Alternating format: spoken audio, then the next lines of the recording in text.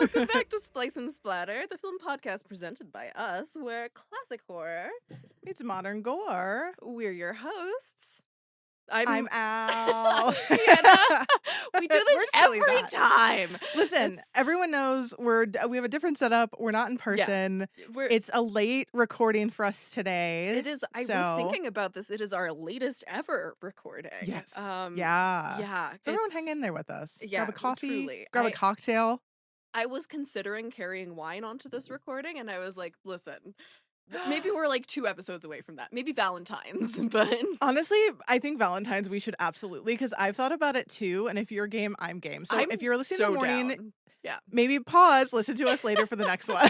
okay. But actually, since like we kind of already spoiled what we're doing for Valentine's Day, we should drink Chianti for Valentine's Day. Yeah. Oh my God, absolutely. For yeah, beans the people and a nice know. Chianti. Yeah. Yeah, absolutely. Anyway, but we're not at Valentine's Day yet. Not we yet. are honestly like in a very appropriate place, just like deep in our own minds for this one, right? Truly.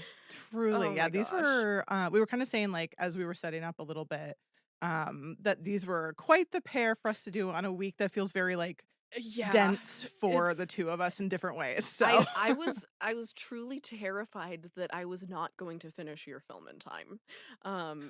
I watched yours this morning. Yes, which same. was, I gotta say, a great movie to watch in the daytime with coffee, because it feels very, spoiler, like TV movie for me, like TV.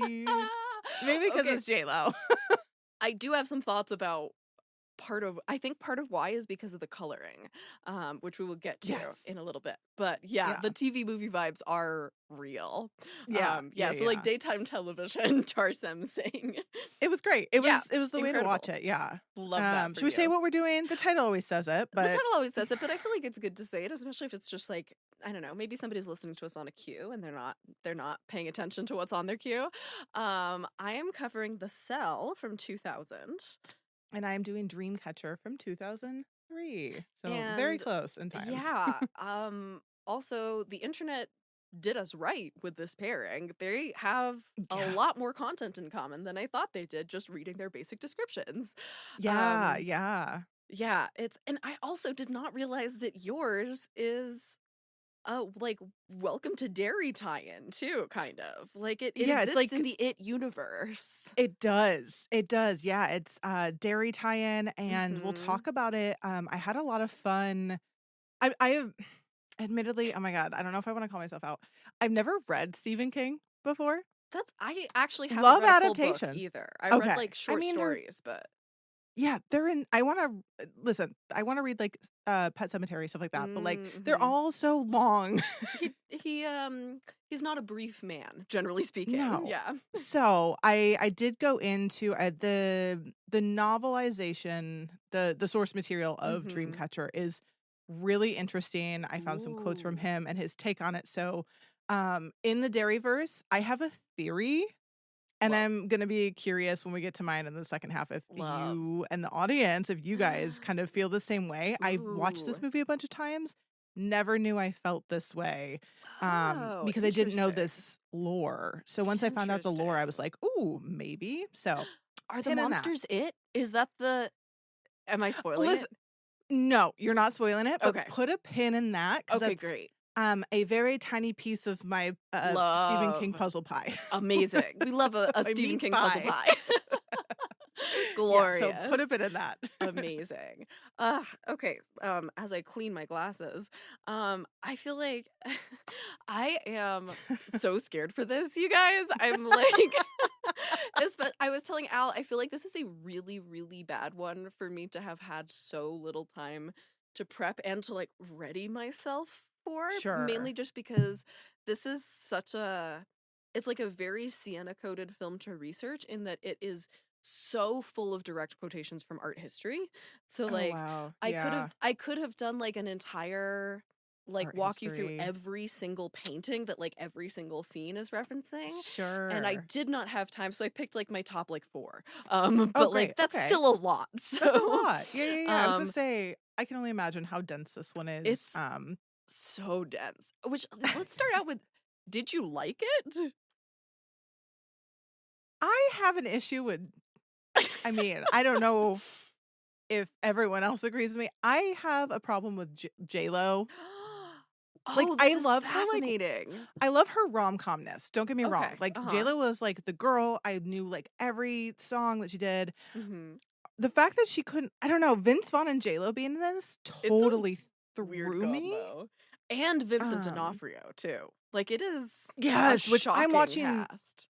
I'm watching Daredevil right now, and he's Oh. Kingpin, and it's so funny Mhm. because I didn't recognize him at first. Oh, that's But funny. he's great. I love him. He's an Um, excellent actor. and no one was like, I mean, J-Lo was kind of bad in this. J-Lo was very J-Lo in this. I think everyone was trying to be like serious, and I was like, that's not That who you is are.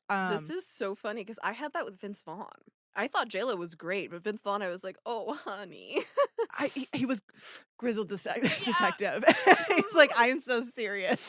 The cigarette was really doing the acting for him. Yeah. And then Matt McGuire, I forget the actor's name, Mhm. Jake Thomas. He Yes. was in it Yeah. as a little kid, so I Mhm. loved.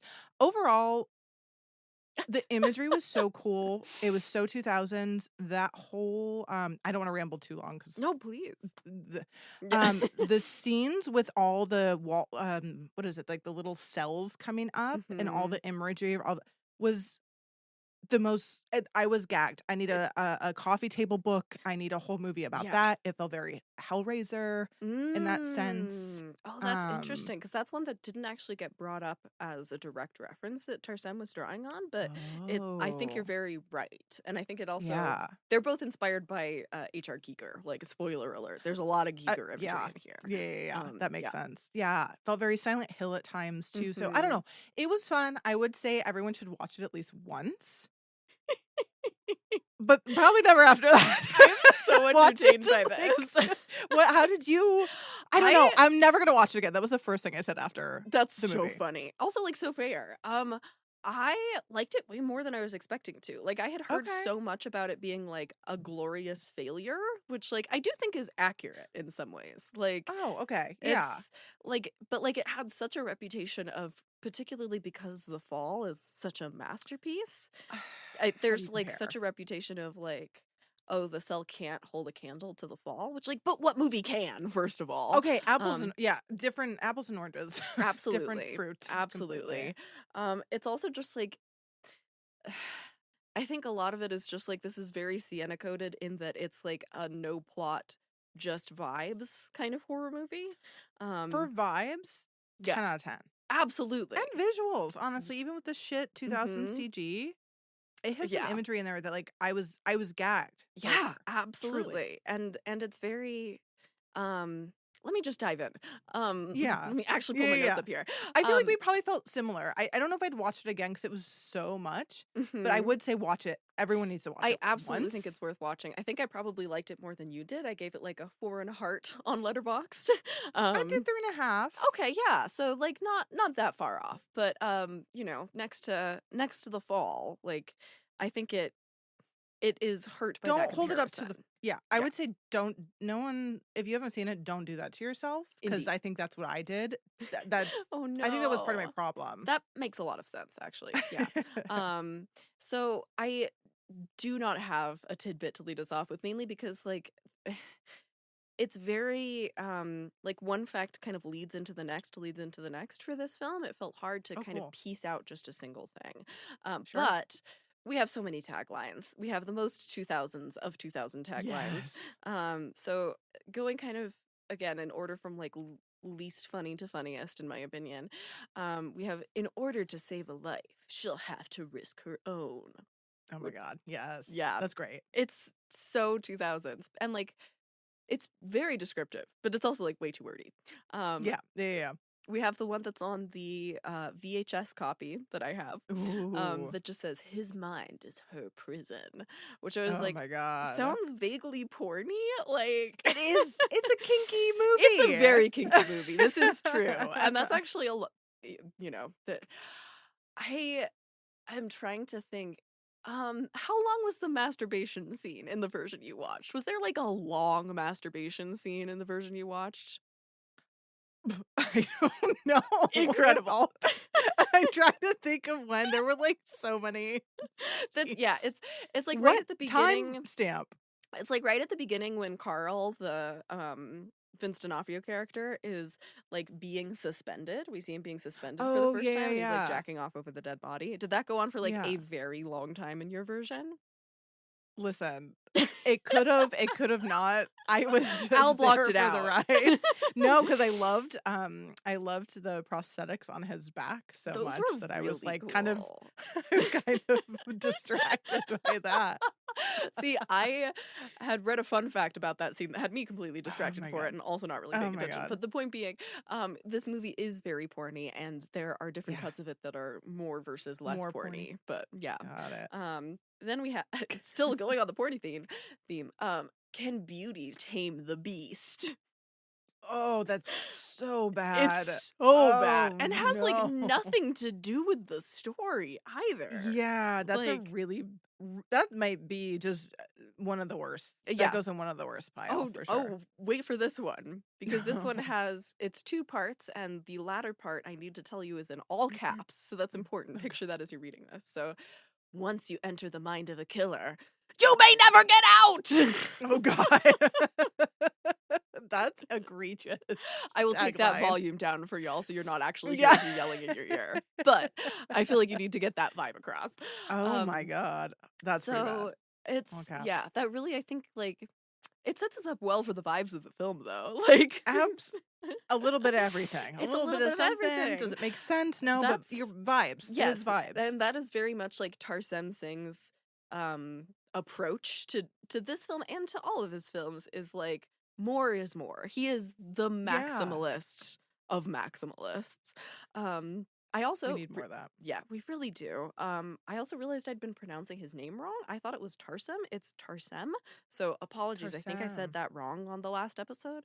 I had to like listen to it on the behind the scenes interviews and make sure that I was doing it right. Yeah. So as we've talked about, director of The Fall. The Fall is from 2006. So this film comes 6 years before, but it is his debut feature. The Cell is, and it is the film before The Fall. So he does The Cell in 2000 and then The Fall in 2006. Nothing in between, which is really interesting. And he's also only made 6 films in his 25-year career. So he's not like a prolific filmmaker. He's a very specific filmmaker. The other films that he's done are Immortals, Mirror, Mirror, which I did not realize is a Tarsem Singh movie. Very completely different side of him as a creative. Self/Less and Dear Jassy. He also directed a TV series called Emerald City. But yeah, that was him.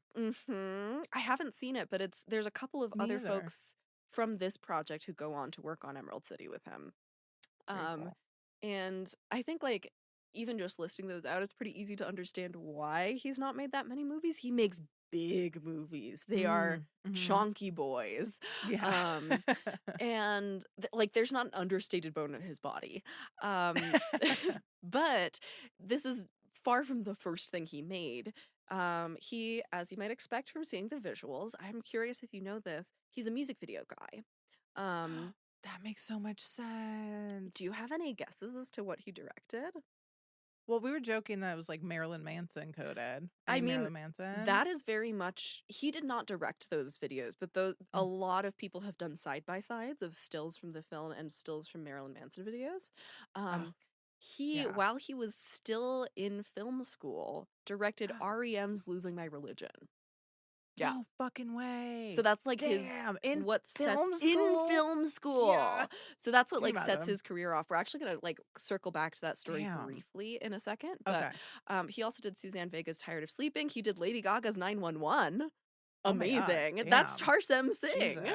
Jesus Christ. Plus, I loved this. He's done a lot of commercial work, including the iconic We Will Rock You Pepsi commercial. No. That's also in the Tarsem. Oh my god, I just bumped everything. I just hit everything. With all the in the Coliseum? Yes, the one in the Coliseum with like I think Beyonce's in it. Am I remembering that correctly? Yeah. Yeah, Pink's in it. Yes. It's like one of the most Lil' iconic Kim? commercials of all time. Damn. That's Tarsem. No fucking way. That's sick. So basically, you've watched his work even if you don't know you've watched his work. Yeah. I think is a good way to say Very it. cool. And he's also not usually a writer-director. He wrote The Fall, and he did write Dear Jassy, but all of his other work was written by other folks. In this case, the writer is a guy named Mark Protosevich. Mm. Mark also wrote Spike Lee's remake of Oldboy, which, like, I love Oh, Spike Lee. cool. I love Oldboy. Don't remake Didn't like that Oldboy. one? I haven't Okay. seen it, to Yeah. be fair, Me but I'm either. just like, the original is so perfect. Why would you do that? He Yeah, also, yeah. though, he did Poseidon, I Am Legend, Mm. and Mm. Thor, Oh, damn. like the Marvel Thor, and was the Yeah. Oh, creator sick. of the TV series Sugar. But this was actually his first feature screenplay to be produced, so we'll come back to that in just a second. First, we need to talk about cast. Obviously, we have J-Lo as Catherine Dean. Really need to tell you who Jennifer Lopez is? She's I, Selena, and we do anything for I'm like, Selena's. most people are like in between our ages Yeah. listening to this. So if you're Gen Z and you don't know, Go Google, I educate don't know. yourself. Like, go watch Yeah. Selena because it's honestly, go watch yeah. that. She's that perfect. weeping Yeah, over that that movie is too. I think like the That's a good pinnacle J-Lo of one. yeah, that's like her being used to the fullest, right? Mm-hmm. She's Absolutely. also in You Made in won't recognize her Manhattan. from that to this. True. I mean, especially with the makeup in this movie, it's wild. But so she's also in Made in Manhattan, Anaconda, Hustlers, and Out of Sight. But you know, she's J-Lo. She Yeah. also had already done Selena at this point and had starred in 60-odd episodes of In Living Color. So, like, the Oh, film and wow. TV part of Yeah. her career is already very much in full swing by now. This is not, like, her screen debut in any way. Mm.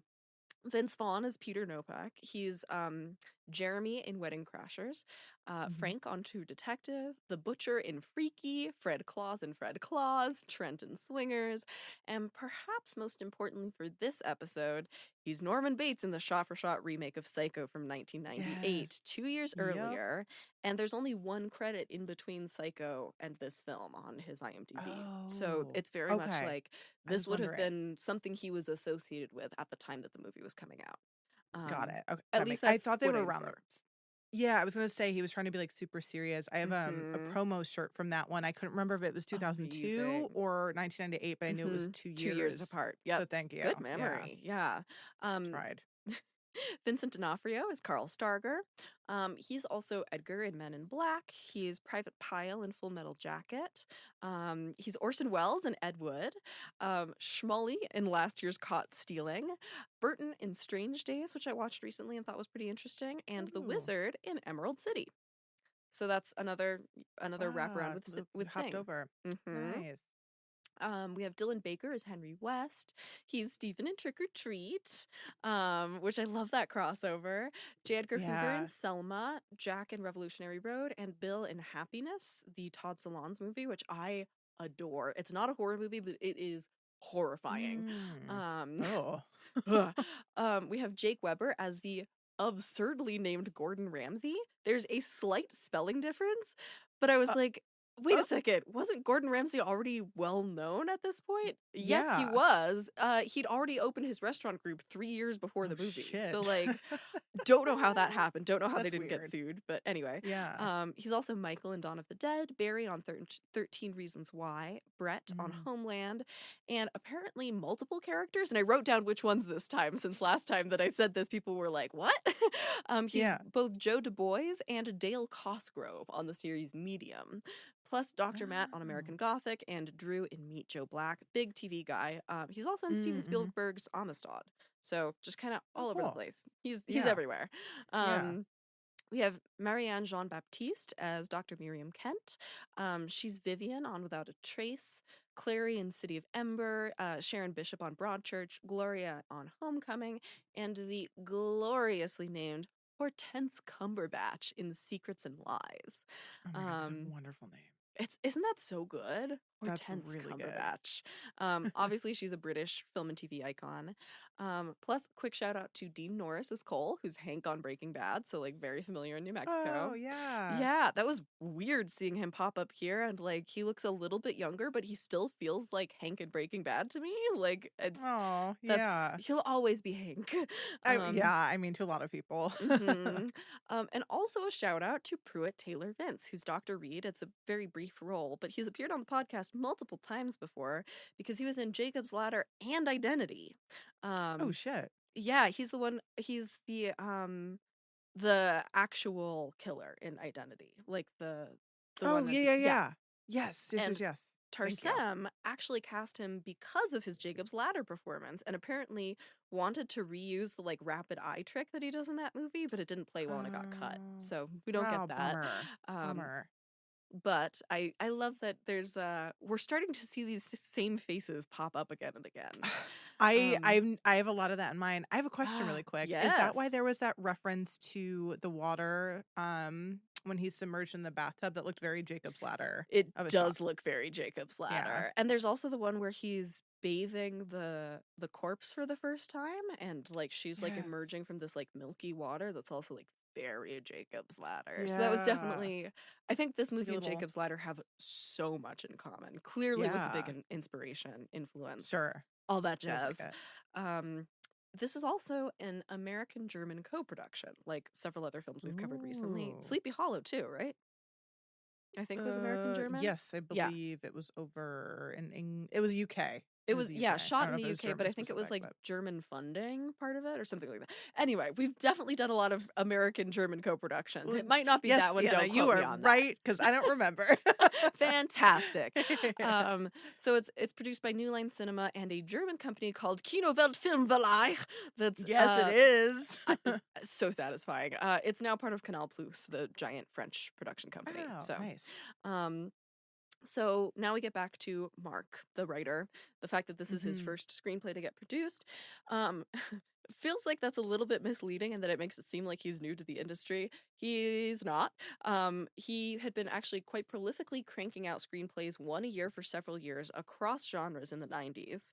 Oh, This is the wow. one that gets Damn. sold to New Line Cinema, who then introduced Tarsem. But the reason I say he was not new to the industry is that at the time that he was doing this, like, I've got to write a screenplay a year, he was Mhm. working as an executive, a film executive in Oh, Hollywood shit. and writing unsuccessfully out of passion. He was the director of development at Orion Damn. Pictures when Oh my Orion gosh. made Silence of the Lambs. Shut up. So, God, we're like, really connected to that one. That's insane. truly. Good for him for double dipping. I know. And so he basically said, I found this interview with him where he was like, The Cell was the project where I was like, I can't keep doing this anymore. I have to either do one or the other. And if this Mhm. one doesn't work out, I'm going to just be an executive. And if it does work out, Oh, then I'm going to wow. just be a writer. And it works Damn. out. Um, Yeah, no shit. I love it when we have those stories. I think it's That's very really cute. cool. Good for him for like sticking to it, you know? Right? He stuck to his guns. We love to see that. Yeah.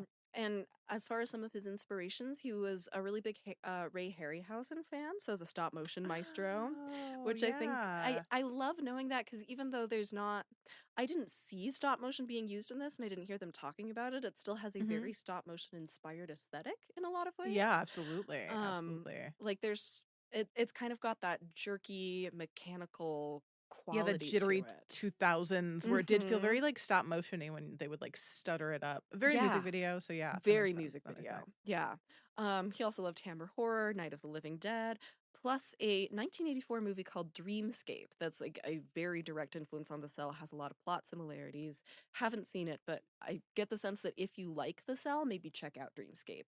Mm. But the inspiration behind this particular script was the combination of two fascinations, dreams and serial killers, which like same. Yeah, Big same. truly. Um Always my inspiration.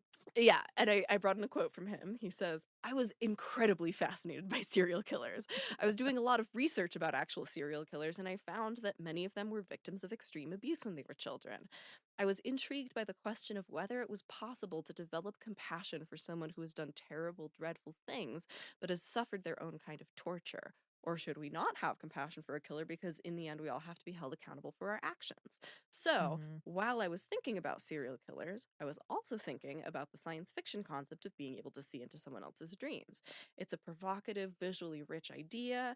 I am and always have been an armchair psychologist, same, what deep down when it comes to the topic of dreams, and I had also been having some freaky dreams about drowning, which is one of my great fears, Oh. even though oddly enough I swim every day. I'm like, that's not odd. You're you're Yeah. working through something there, buddy. Yeah, yeah. Writing the cell was the perfect way to blend together these different areas of interest. I Um, mean, yeah, that's perfect. I mean, what a simple question, but like it's such a like I could talk about my yeah, answer to that forever. absolutely. So I And love that that's where that stemmed from. right, and it you can so see these direct ties from like early in his life all the way to the screenplay happening, and it kind of makes sense to me that it's the one that would launch his career because in some ways it Mhm. sounds like it was pretty personal. Um, Yeah. Oh, absolutely. Yeah. That's really cool. Right? So, Tarsem was attracted to the screenplay because the setting inside somebody else's head struck him as what he calls an open canvas. And Absolutely. which, like, yeah, it completely is. And here's where I think a lot of people's issue with the film comes in, and this might be one of your issues with it. He's, like, very open about the fact that he could not care less about serial killers. He's like, it does not matter to me. I don't care about that. Like, it's just No. there. Like, just get me in the head. Get me in somebody's Yeah, head. yeah, yeah. Let me do the fun shit, please. I don't care about this Exactly. normal daily real world shit. Yeah. To be No, fair, which come like on. I wouldn't same. either. I don't know. But like you very much feel that watching this movie. Like it's all an excuse for those inside the mind scenes, right? Um Yeah, yeah. and he has like a really great quote about this where he says, um, I wanted to go into the mind and play it like an opera, like theater. Ooh. Opera, when you come down to the base shell of it, is not smart. Love. Um, it's about emotion and a visual that takes you through a trip. Which like a great example of this is, the first time we go into J-Lo's mind and there's all this like flowery Listen, explosions. that's where it almost um, lost me, man. yeah. Oh, me too. That I Her was as like like a saint to almost took me that out we're gonna this talk morning. about that in particular. Don't worry, we're getting there. Yeah. So Um, yes, I know very well what you're talking about. Continue. and like even on set, everybody hated that. Everybody was telling him, Really? "Don't do this." Like Tarsem, we've been with you this whole time. Please Oh. don't do this. And he was like, "No, we're shooting the flowery dream sequence."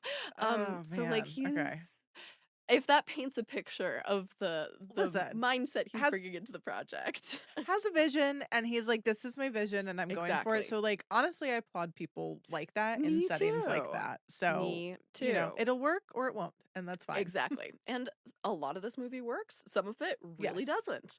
Yeah. The parts that don't really don't. The parts that do really do. Mhm. Um, Mhm. and circling back just really briefly to the story about the music video Yeah. and how REM's Losing My Religion launched his career. So it actually kind of I don't know how REM got in touch with Tarsem, but however it happened, Tarsem was in school, and one of his teachers was Paul Laufer, who goes on to be the DP for this project. Oh, And so his future cinematographer is his teacher at this point. He's been lecturing at stop. Tarsem's school. They stayed in touch. When Tarsem graduated, he reaches out to his old teacher, sends him like Mm, I guess not an email, but he sends Paul the a music pigeon. video that he made in class. Oh, That's I'm guessing Losing My Religion since he made that in class. And Paul gets so excited about it that he starts sending that around to all of his connections, which gets Tarsem signed. I think by an no agency is the sense I way. get. Oh my So gosh. it's like this really cute What a full circle. Like dream. they go from teacher Yeah. student to director cinematographer all That's around this one music video that he made in yeah. school. God, Um, that's like the most wholesome. I What a dream. know. What It's a so dream. sweet, right? So moving into themes, approach, and history. When writer Mark wrote the screenplay, he was very much like, I want these mental sequences to look like something out of Nightmare on Elm Street 3. Oh my Um, god. which Yes. I feel like you would have enjoyed that version a lot more, Yeah, potentially. yeah.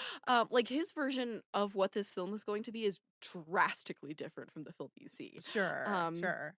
Tarsem comes on board, takes it in a totally different direction. And as Mark says, quote, the cell is very much my script, but the visual world of it is very much Tarsem's creation. Nobody, certainly me, could have anticipated where he would take the images. Um, and Tarsem has like a very clear approach to every aspect of the movie, which is there Mhm. is no such thing as too much. Um, Sure. And one of the things that he said on the director commentary is, if it's just ridiculous, it's bad. But if it's ridiculous, Oh my that's god, I love. okay. Which, yeah, I'm like, Listen, it gave like 80s like club kid like yes, scene to me, and it's so I very, do think it's like very that's Party right. Monster almost. Yeah, Like, no, there was yeah. so many like underground, like it felt like underground New York 80s like Hmm. art movement, very queer. Like there was a lot of Yes. like imagery. Like it really is. Again, there's some imagery that's like a little wonky, but like as a whole, this This, movie fucks on a it lot of levels. does, yeah. Um, So I Maybe get not on a I love narrative that. level, but on many of the others, But yes. yeah. Again, Tarsem didn't care about that. That's not the Truly, point. it's a movie about a serial killer. Fuck the serial killer. Literally. Fuck the serial killer. Fuck being interested in the serial killers. That's my Yeah, hook to get you in, and then we're gonna discard it. and we're just gonna leave it. Yeah. Leave it on the table. Yep. Passed out with a cloth over its face. Yeah. Electronic So cloth. yeah. Let's see. He also talks a lot about being really into contrasts, visual contrasts specifically, which is something that Sure. he cites being influenced by his work in music videos and commercials, because he says, Mm, quote, contrast always helps accentuate drama. In a video or commercial, you have limited time on the screen and contrasts tend to heighten tension. So this, sure. which I can imagine that's probably part of how he got to the idea of J-Lo's head being so like flowery and nice, is he's like, it's got to be the Listen. exact opposite of Vincent D'Onofrio's. Which, So contrast. Yeah, a lot of contrast there. yeah, which like I feel like it would have been a lot more interesting if we went into her head and it's like, oh, this actually is a lot like the serial killer's head. Well, she does turn a little kinky there at the Oh, end. She's she got like a full does. cat suit on, so like it's She in there. does. We're She's the gonna talk ability. about that cat suit in particular. Put a pin in the Ooh. cat suit. Oh my god, Um, absolutely. so moving into production, I can't imagine that anybody is going to be surprised to hear that this movie was expensive. Oh Um, yeah. but how expensive do you think it was? I'm Again, trying first to film, first feature. I'm like wondering, I mean, not to spoil mine, but I'm trying to think if it's like around the budget of Yeah, mine too, because like both of these are so they're so CG heavy. visual. Yeah. So visual. Mm-hmm. I'm gonna say, oh my god, I'm like afraid I'm gonna go over. So I'm gonna be conservative. Could I Mm-hmm. do like could I do a $20 million range? Yes, give me a range. Between 50 mil and 70 mil?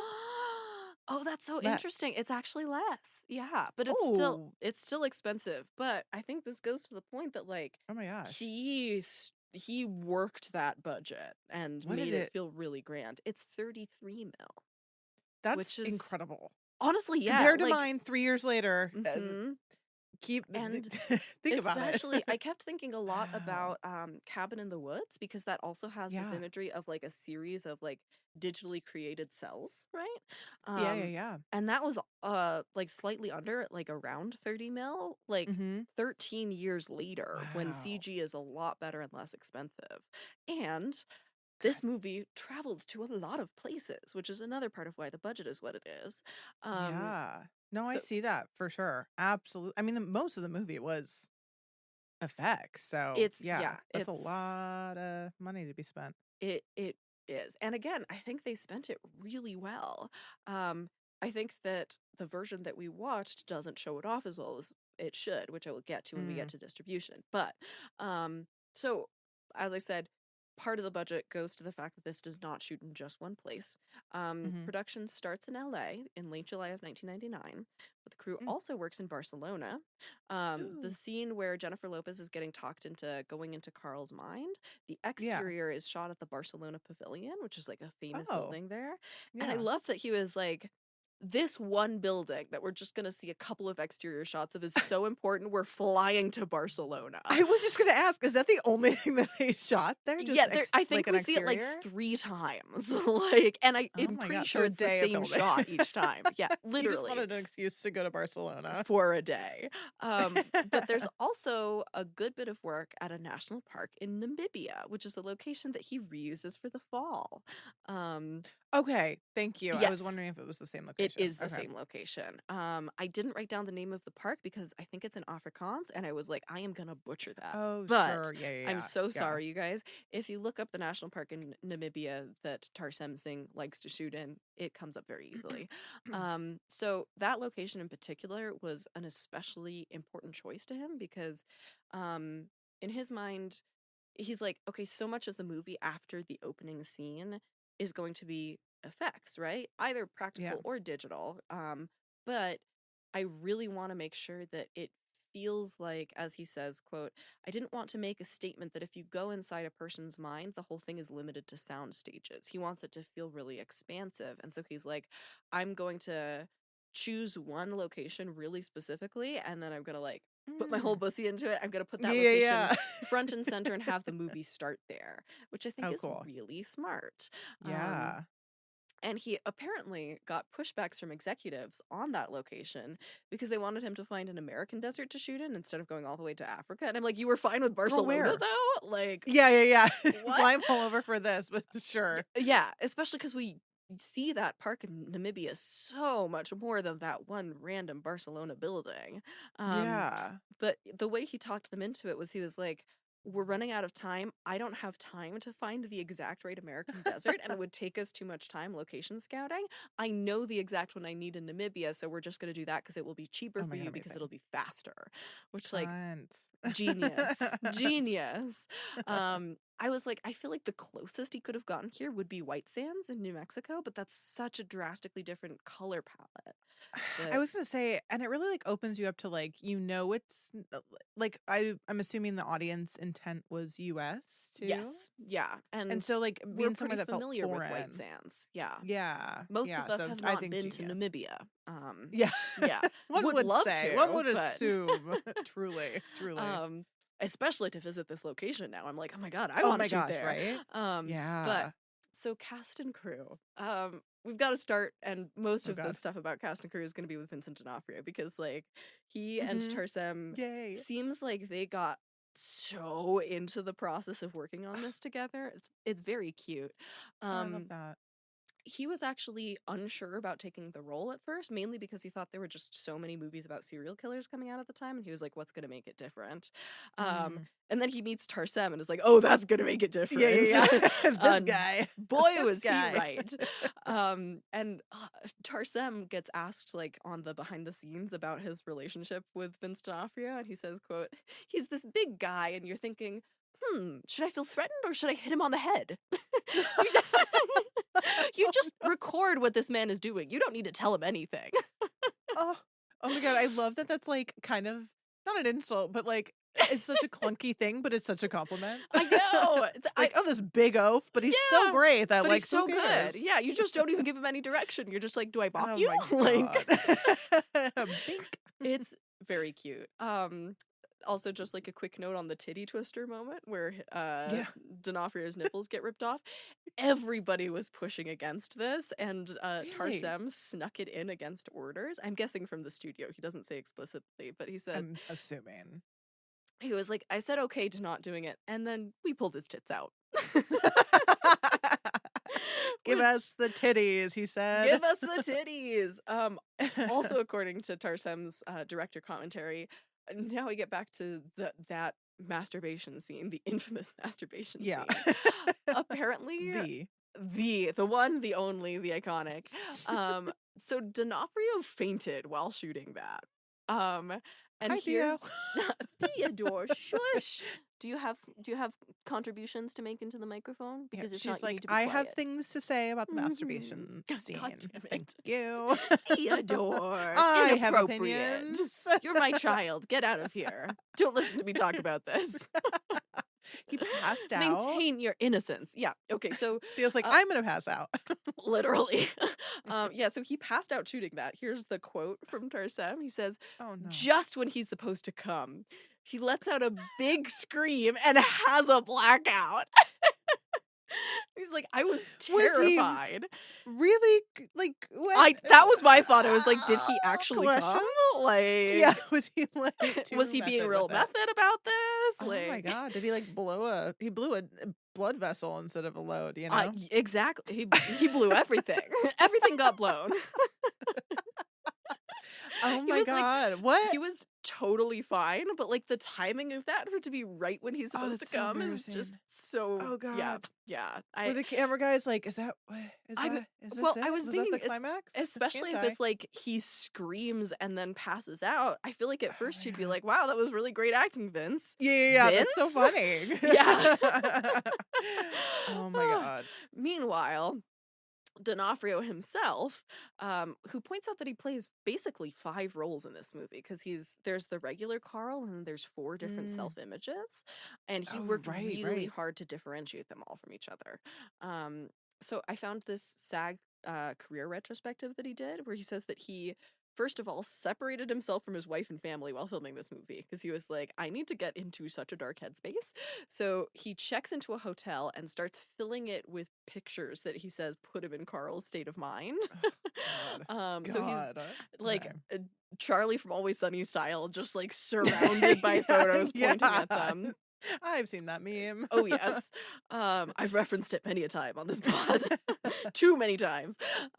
He also has a friend who works for the FBI who he gets in touch with to talk about kind of killer psychology for background Mhm. research. And then going off of that research, he gets together with Tarsem and they put together a case study of the character, like an FBI Cool. style case study that they work through together. And he says that, quote, from that case study, I was able to develop each of his self images. And so he like starts, as he describes it, he kind of reads through the case study, reads back through the script, and starts going, oh, maybe this scene is this version of him. And Okay, that's kinda cool. he then takes that and helps give feedback to the costume and makeup departments to shape kind of what those different manifestations look like. So Ooh, he contributes a little bit to the creation of those incredible that's looks. fun. That's fun. Which like I love what a collaborative relationship this was right there. Yeah. Yeah, that's real like, I love, like, directors that allow that collaboration because Yeah, I do think it adds I to the agree. performances, so it's fun. You feel that sense that like especially for a character like this who the whole thing takes place in his mind, he's king there. You want the Mhm. person playing that to feel like they have a sense of control, right? A sense of Yeah. ownership. And I think it comes across on screen because it's like, Mhm. you Oh, know, yeah, I think he's Vincent great. D'Onofrio is a great actor. This is by far the best Vincent D'Onofrio performance I've seen. Like it's He's an terrifying. insane Yeah, yeah, he's an insane actor, man, he's yeah, he's nothing less than, incredible to watch in this. absolutely. Absolutely. Last quick little casting tidbit.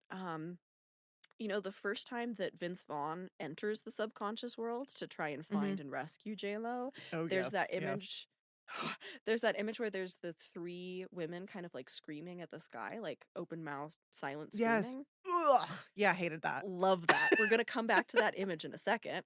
Um, No, it freaks me out. oh yes.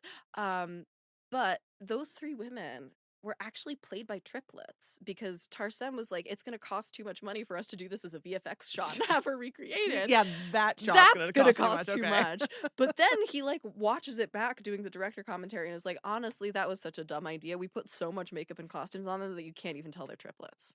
And like, yeah, you No. can't. Like Nope. they Yeah, look couldn't tell. similar, but like I didn't look at them and was like, oh my god, they're triplets. Yeah, yeah, yeah. um Oh, so damn. Yeah. yeah, he's I love that he It's can okay. also recognize Admit it. areas where he maybe made a choice that wasn't Yep. necessary. Yep. We Love like the that. humility. So moving into the making of, this film is shot by Paul Laufer, the one I mentioned who was his Mhm. professor back in school. I think he was like filling in for another professor, but like they developed such a close relationship that it continued. Oh. This seems to be only one of 2 features that Paul has ever shot. But not because he's not had a successful career, it's because he mainly just does music videos. Oh, Um, damn. including things like he shot Katy Perry's Teenage Dream Oh my gosh, I mean, and Ariana Grande's Into You. So like okay. I love that he's like still he's working That's with so modern funny. artists too. He didn't just like stop in the 90s. Yeah. Yeah, yeah, Um yeah. so I like debated whether this fell under casting or production, but I was like we're going to talk about it in production. At this point, we have to talk about the lifeguard lie. Because Tara or Tara, I'm not sure how she pronounces it, Tara Subkoff, who's the actress who plays Julia, the one who's kidnapped and in the room that's Mm-hmm. filling up, was a last-minute casting decision because Tarsem had chosen another actor, lost them close to production. I don't know if it was a scheduling issue or what. And so he's recasting in a giant hurry. And obviously, one of the key questions for this part was, can you swim? Can you swim? Oh no. And Tara apparently stumbles a little bit and is then like, yeah, not only can I swim, I'm a lifeguard. And Okay. as Tarsem puts it, Oh quote, god. you can lie to a certain extent, but when someone says, are you a horse rider? And you say yes, and then go and learn it, you don't say you're a jockey. Right. Oh Great way of no. describing it. So this causes a huge problem because, as it turns out, Tara is Oh not god. capable of holding her breath underwater without pinching her nose closed. Girl, same. I mean, like, yeah, but you're not going to want to shoot that scene. Yeah, You don't yeah. say you're a Hold on, jockey. I'm definitely drowning. Oh, Right? girl, what the hell? And Tarsem is so mad about this. He's mad enough that, like, Rightfully so. on the director commentary, he brings it up like 5 different times just to rant. Like, He's like, hashtag still not over it. literally. He actually says Oh, that God, girl. had he known this beforehand, he would have recast her and the girl who's playing the corpse on the beach, because that was a real woman that is not a cast of an actor who was like just actually lying still with these ants crawling over her. And he's like, I would have just switched them if I'd known. Oh my God. He's like, girl, you're good enough to play a corpse. Exactly. You can't swim, but you're good enough for that corpse, baby. Which I feel bad because I found her performance really compelling. Like, she's great. I was choked. She's amazing at it, to be fair. Yeah. But it makes sense because she looks like she's drowning. That girl looks like she can't. Yeah, she looks swim. Genuinely scared of water, and I think she float, was. bitch. Yeah, yep, yeah. I don't think she knows how, Al. And so it's insane. And so, like, part of the reason this causes such a problem is because, as Tarsem points out, this means that anytime that you're seeing her, like, in water, the camera had to be so far away to not see that she's holding her nose that it leaves you feeling really disconnected from the character. Oh my gosh. Yeah. So I can imagine that really got to him, especially because this is such a visually oriented director. And we see so much of the footage of the other actor who's like drowning and then dead. We see so much of like her as she like starts calling for her dad, and that footage is so like gut wrenching. Yeah. And we see a lot more of it up close, and like you can't do that with Tara.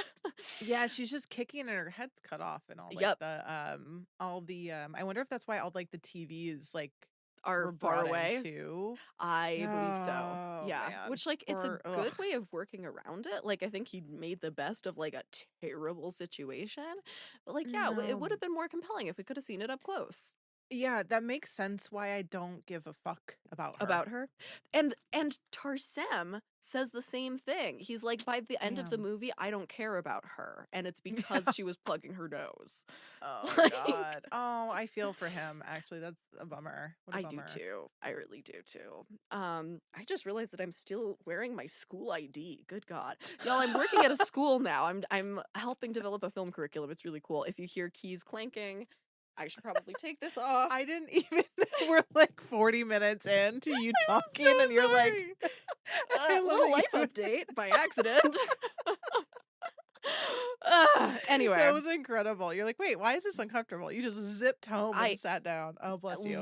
I got home like 10 minutes before I called you. I was like, let me chug a glass of water and we're gonna get to this. So, so much for decompression. Well, we get to bitch about that. Yeah, that's what the wine is for next time. Yes. Okay, now my favorite section of this entire movie: costumes. Yes. So, remember I mentioned opera's a big influence. I think you see that in the costumes a whole lot.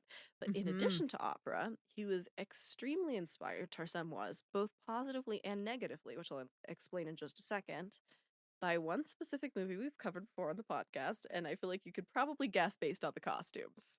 Oh my God. Oh, well, great. I'm so bad at this fucking game. Dracula? Yes! Okay. Yes, you got it. Thank fuck. I was like, I cannot think of another movie that has more, like, visually stunning costumes than Dracula, so oh, And amazing. he loved Dracula so much that he nabs its costume designer, Eiko Ishioka, who we talked about, who's incredible. I Yes. believe she won an Oscar for Dracula. Um, Yeah, I she's believe so. brilliant. She works with him on The Fall. She continues working with him on every project up until her death. But he also noticed in a screening of Dracula that he went to that audiences were laughing at the wrong parts of the movie. I feel like we can guess Right. that that's Keanu Reeves. Yeah. And because Yes. of that, he's like, I want to make sure that the cell doesn't get that kind of unintentional laughter. And as he puts it, he says, I said, okay, I know how to shut you up. I'm going to make this guy such a scary guy that he could come out dressed as a cheerleader in pom poms and nobody will laugh. Oh my Carl god, stop. wore and did the most ridiculous things. In one scene, I call it the Morocco serial killer look. But the reason you don't laugh is because of a certain darkness that you see at the very beginning. Which I love that he's like, okay, I need the costumes to be so outlandish that like Mhm. you almost can't laugh at it. And like I think especially about like the part where like Vincent D'Onofrio's hair is turned into horns. The horns! Oh my It's god, the hair horns are incredible.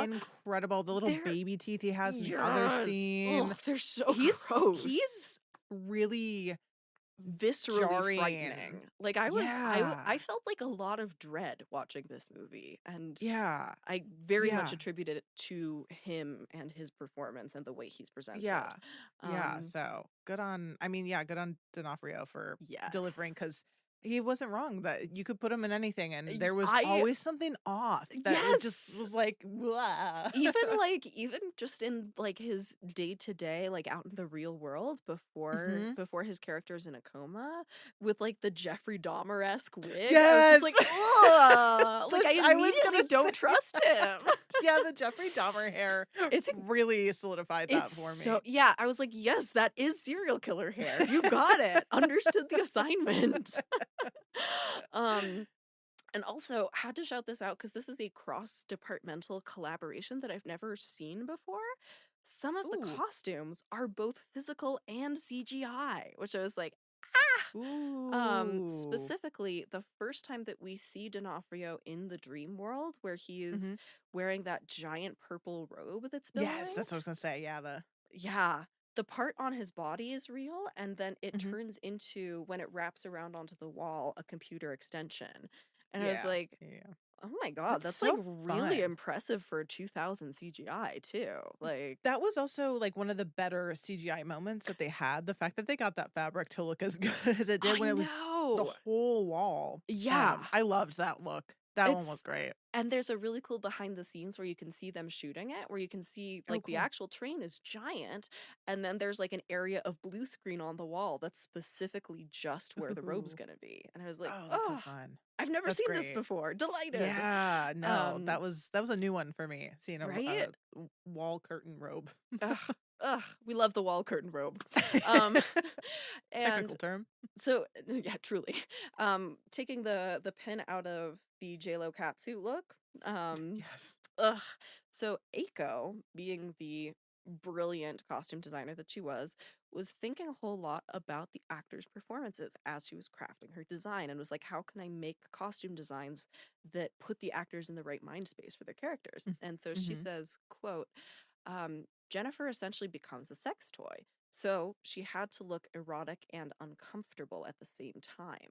I gave her a Mm. sheer dress, a big black and red wig, which is also I've seen people talking about how it's very much like Black Widow imagery. Mm. Big black and red wig and a bizarre hard collar made of plastic. Jennifer asked me if I could make the collar more comfortable, and I said, "No, you're supposed to be tortured." Yeah. Mixing old and new materials gives this landscape an otherworldly atmosphere. It isn't meant to look like a place we've been before. This nightmarescape had to be alien and disturbing. And I think Mhm. that's a huge part of what I think works best about this film is like it's a very tactile dream world. Like you feel like you could touch it.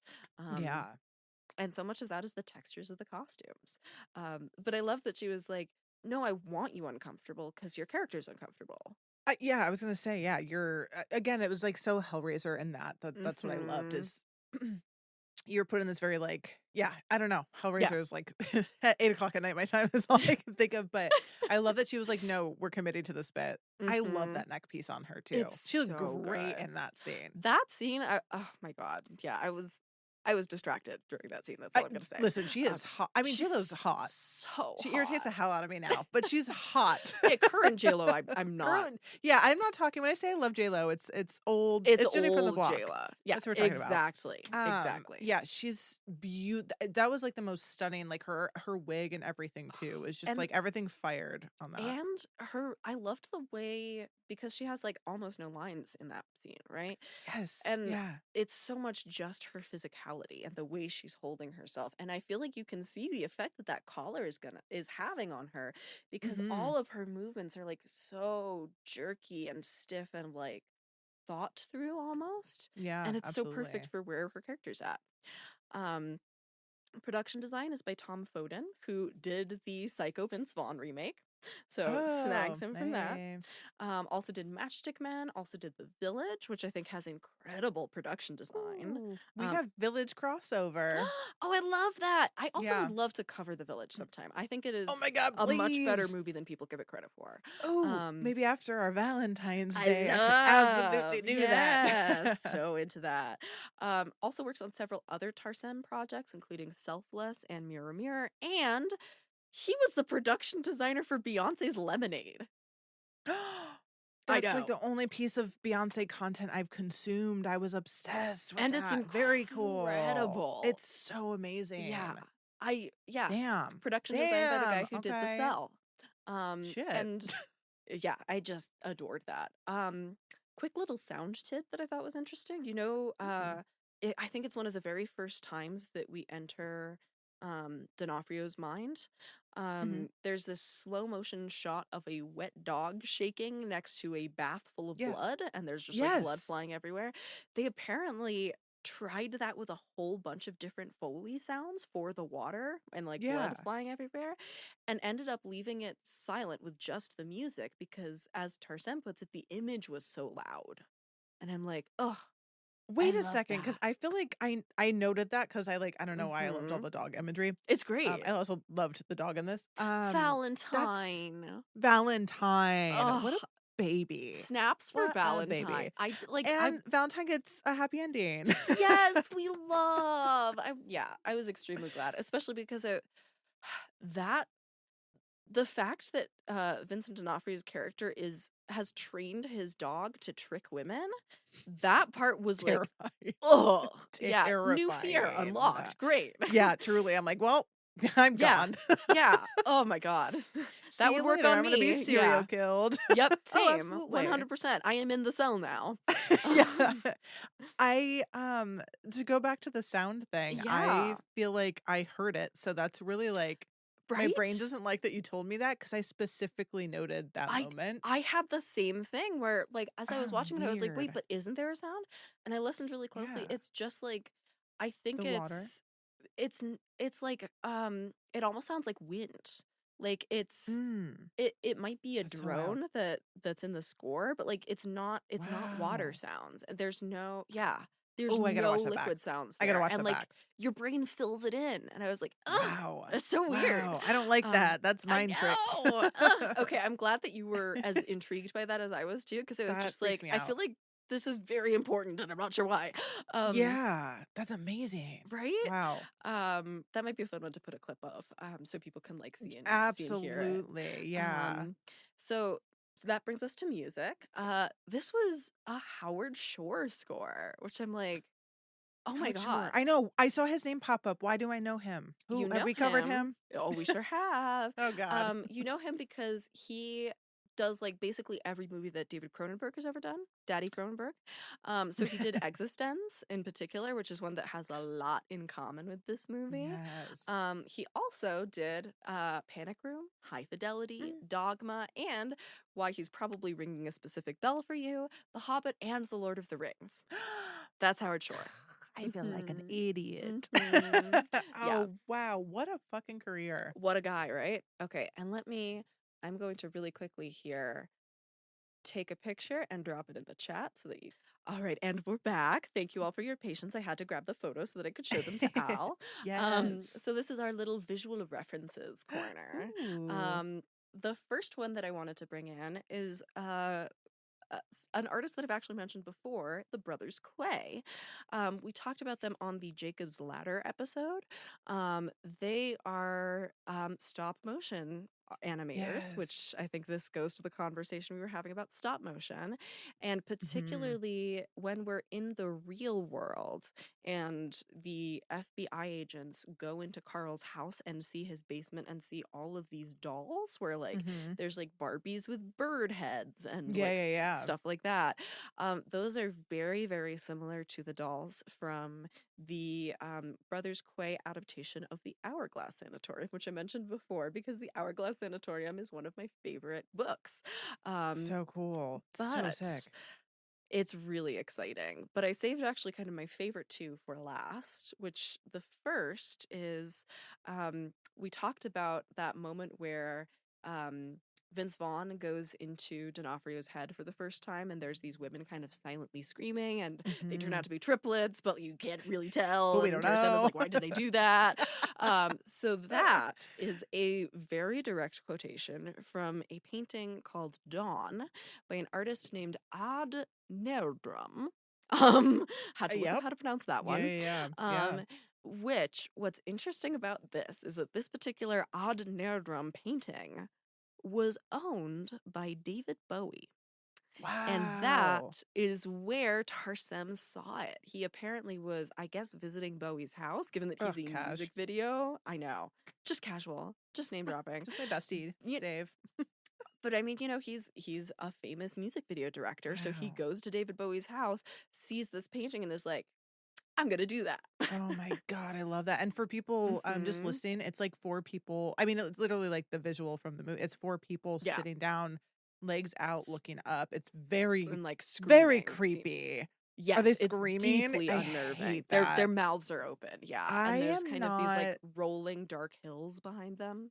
I am just mouth open horror gets me every It's time. It gets me every I'm with time. you. Especially like a silent scream really is Yes. upsetting It's for upset. yeah, for reasons. Wow, that is so cool. Thanks, David Bowie, for Mhm. that imagery to I haunt my dreams. know. So thanks David Bowie for so many things, but also for that Also that. weird image in the cell. And next we get to the split horse, which I'm guessing this Yes. is probably when you talk about like obviously 2000 CGI. Yeah. Um, I mean like it's Pretty sick obviously though. CGI, Yeah. but it's actually Dana weirdly had just watched a video about how they did this like 2 days beforehand, Oh, weird. before we watched this. So it's first of all, the artistic inspiration there is Damien Hirst, who Yes. famous Yeah. artist, deeply controversial, did a lot of work with taxidermied animals, Mhm. where they kind of look like they're like microscope slides almost, but giant. Um, Tarsem's version, obviously, entirely CG. Mhm. He's not cutting up animals for this, but Dana actually gave me this tidbit. What they did, the visual effects company, which is called BUF, they're the ones who did this. Mhm. They have a great breakdown video of it on YouTube where they Oh, just kind of show the sick. layers that they did. But essentially, they found, I think it was a university, I'm not sure exactly which one, but um, they found a campus that had been studying a taxidermied horse that had been cut up like this into Oh, different wow. layers and came and essentially did like an early version of like a 3D scan of Oh, it sick. and then projected that onto like mapped that Oh, onto wow. these slides that we see in the real world. Wow.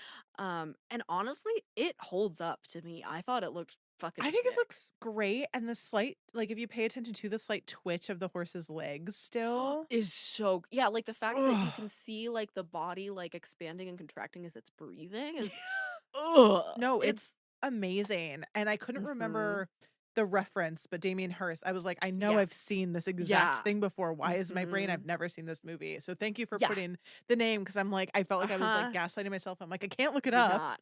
It's you knew I was gonna bring Siena's it gonna in. tell me." That's so Um, sick. Yeah, I loved that yeah. imagery. It's so oh, it's It yeah. horrifying, but it's It just it's so effective. And it's one that feels very like it lives in the same mental space as Jacob's Ladder to me in terms of the Mhm. kind of horror, and that it's just like it feels wrong.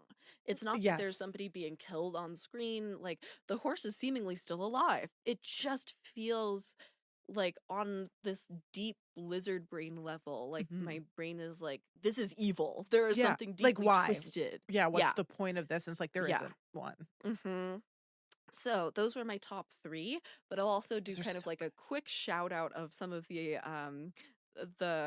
runners up that we Yeah, could have talked about please. had I had more time. As you might expect, given that he's a music video guy, he pulls a lot from music videos for inspiration. We already talked about Marilyn Manson, that's a huge one. Mhm. Those were actually most of his music videos at that period were directed by a woman, which I didn't know. Her name was Mhm. Floria Sigismondi, and so her work was a really big inspiration. Also, Mark Romanek's work with Nine Inch Nails and Madonna. Sure. So you see a whole lot Wow, of Nine yeah. Inch Nails, particularly like some of the work he did for Downward Spiral in kind of the first time that we see the cells within the brain. Like it looks so much like the video for. Here's where I have to admit that I haven't listened to nearly enough Nine Inch Nails. I don't know if it's closer or closer. Somebody help me. Oh god. Well, I wouldn't know. I'm really bad with any if I'm not obsessed with an Great. artist, I don't know. So, Trav, can you drop Fantastic. the Anyway, chat? The first one of one. those. It's the Yeah. first one The he first one. wrote. Closer? Is that the one that I said? Yes. Yes. Great. Fantastic. Closer. Thank you, Travis. So I'm like, appreciate it. it's embarrassing because I've seen them live and that I've just only listened to something. So you're in company. You're in company of Great. like not nearly I enough, but their imagery and their impact, it Yeah, absolutely I palpable I in have this movie. enormous respect for them. I just haven't done like a proper deep dive the way I need to. Yeah. Anyway, so there's also if you look at the video that Mark Romanek did for Madonna's song Bedtime Story, a lot of the Mm. colors used in that are really there's like a couple shots from it where there's like these overheads of like people spinning in these giant purple billowing outfits that's really echoed in the scene Cool. of that first time in the cell that we see that CGI purple cape. Um, there's also obviously H.R. Giger thrown into the mix. There's also like a couple of moments where he kind of seems to quote his own music video from Losing My Religion, which I think is so funny. Listen. Love a little self insert. Truly. But here we have to get to the saint, to the saint imagery, Oh. because obviously there's a lot drawing from Catholicism here, which, as you can imagine, stirred up a ton of controversy at the Oh yeah. time. People were real offended by the idea of J-Lo dressing as kind of like people thought it was supposed to be the Virgin Mary, and he's like, it's not the Virgin Mary. But here's his quote. He says, "It wasn't the Virgin Mary at all for me. The picture that inspires her character to appear in that costume is actually a drawing of a Brazilian water goddess. You need to Ooh. look at her costume the way that Theodore, the way that Indian truck drivers would. They have drawings of gods and goddesses on the back of matchboxes, and they really kitsch them up, and that was my model. Someone did say she looks like a nun, and I thought, well, if she does, that's not necessarily a bad thing. But I'm not saying anything derogatory in that scene. People are getting upset about me supposedly defiling the Virgin Mary, but the scene in which intestines are pulled out Oh, was not bothered. inspired by the Catholic Church. That was an Inquisition thing. And like nobody's got any problem with that. Which Right. like Of course. a fair point there, Tarzam. A very I fair mean, point. yeah, be offended by all of it or I don't know. They pick Exactly. and choose. I don't know. I have Exactly. my own thoughts that I'll keep to myself, I don't but think the scene works, but it's not because I find it offensive. no. Yeah, But I'm not that's a religious, whole so I don't know. agreed. Okay, we're rounding the corner, coming to release. The Mhm. film premieres on August 18th, 2000, and immediately does amazing box office. Ooh. I believe it was J-Lo's highest grossing opening weekend to that point. Holy It shit. actually opens at #1 in the box office that weekend. And against its 33 mil budget, it makes a total of 104 mil Oh, worldwide, which damn. is like God, way his more than I first thought this movie made. yeah, and his first movie? It's Oh my really impressive. god. And it's actually it did Damn. better box office in the US than internationally, which I thought was interesting for a movie Ooh. that's so like it takes place in a whole bunch of different places. It's a co-production. Usually those things mean that you get pretty even box Yeah. office, but Yeah, absolutely. was definitely more of a hit in the US. Wow. Um Interesting. and there is a director's cut Fascinatingly, it actually seems to be a couple of minutes shorter than the theatrical, which Hmm. feels like very music video-y of Tarsem. Um, He's like, I love but to edit. yes, he wants the cuts even faster. Yeah. But as far as censorship goes, obviously changes were made for the theatrical release to the masturbation scene to make it less graphic. Sure. The Boo. disemboweling, apparently, not a problem. Easy Really? to get an R rating with that, which I'm like, that's a really What? graphic scene. Didn't make him cut it, like, at Oh, all. wow. Um, one of the things, though, this is the thing that I like least about the research that I did for this movie.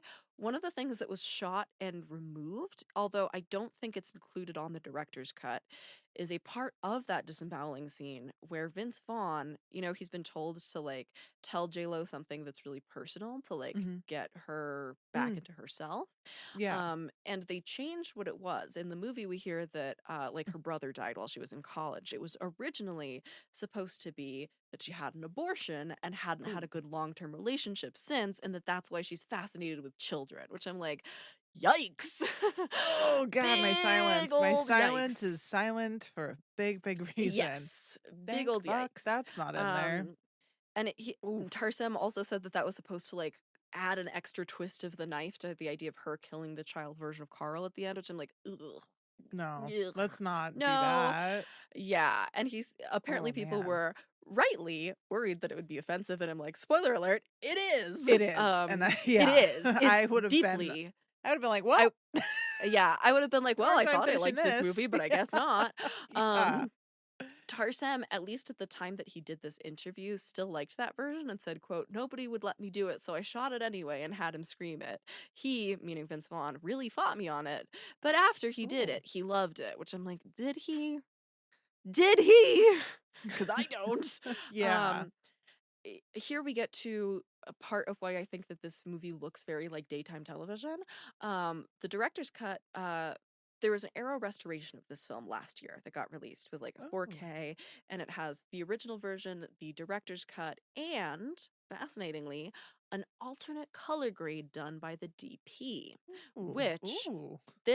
as I was watching, I was like sitting next to Dana and I was like, this looks really bad. Like I could tell that Yeah. it's a beautifully filmed movie, that like something about the way this was transferred just looks wrong. Yeah. And as we were watching, Dana and I both started noticing cigarette burns, which means, do you know about this? Uh-uh. Well, not for this So film. cigarette burns are like when films were cut on actual film and Mm-hmm. projected on actual film, you would have these markers called cigarette burns each time a reel is going to change over, and we tracked them, and every Is like 18 and a half or 19 minutes there were cigarette burns on the version that we saw, and I had to rent this for is $6 on Amazon, I had to which, watch it with freaking commercials, so maybe that's added to my ugh, TV.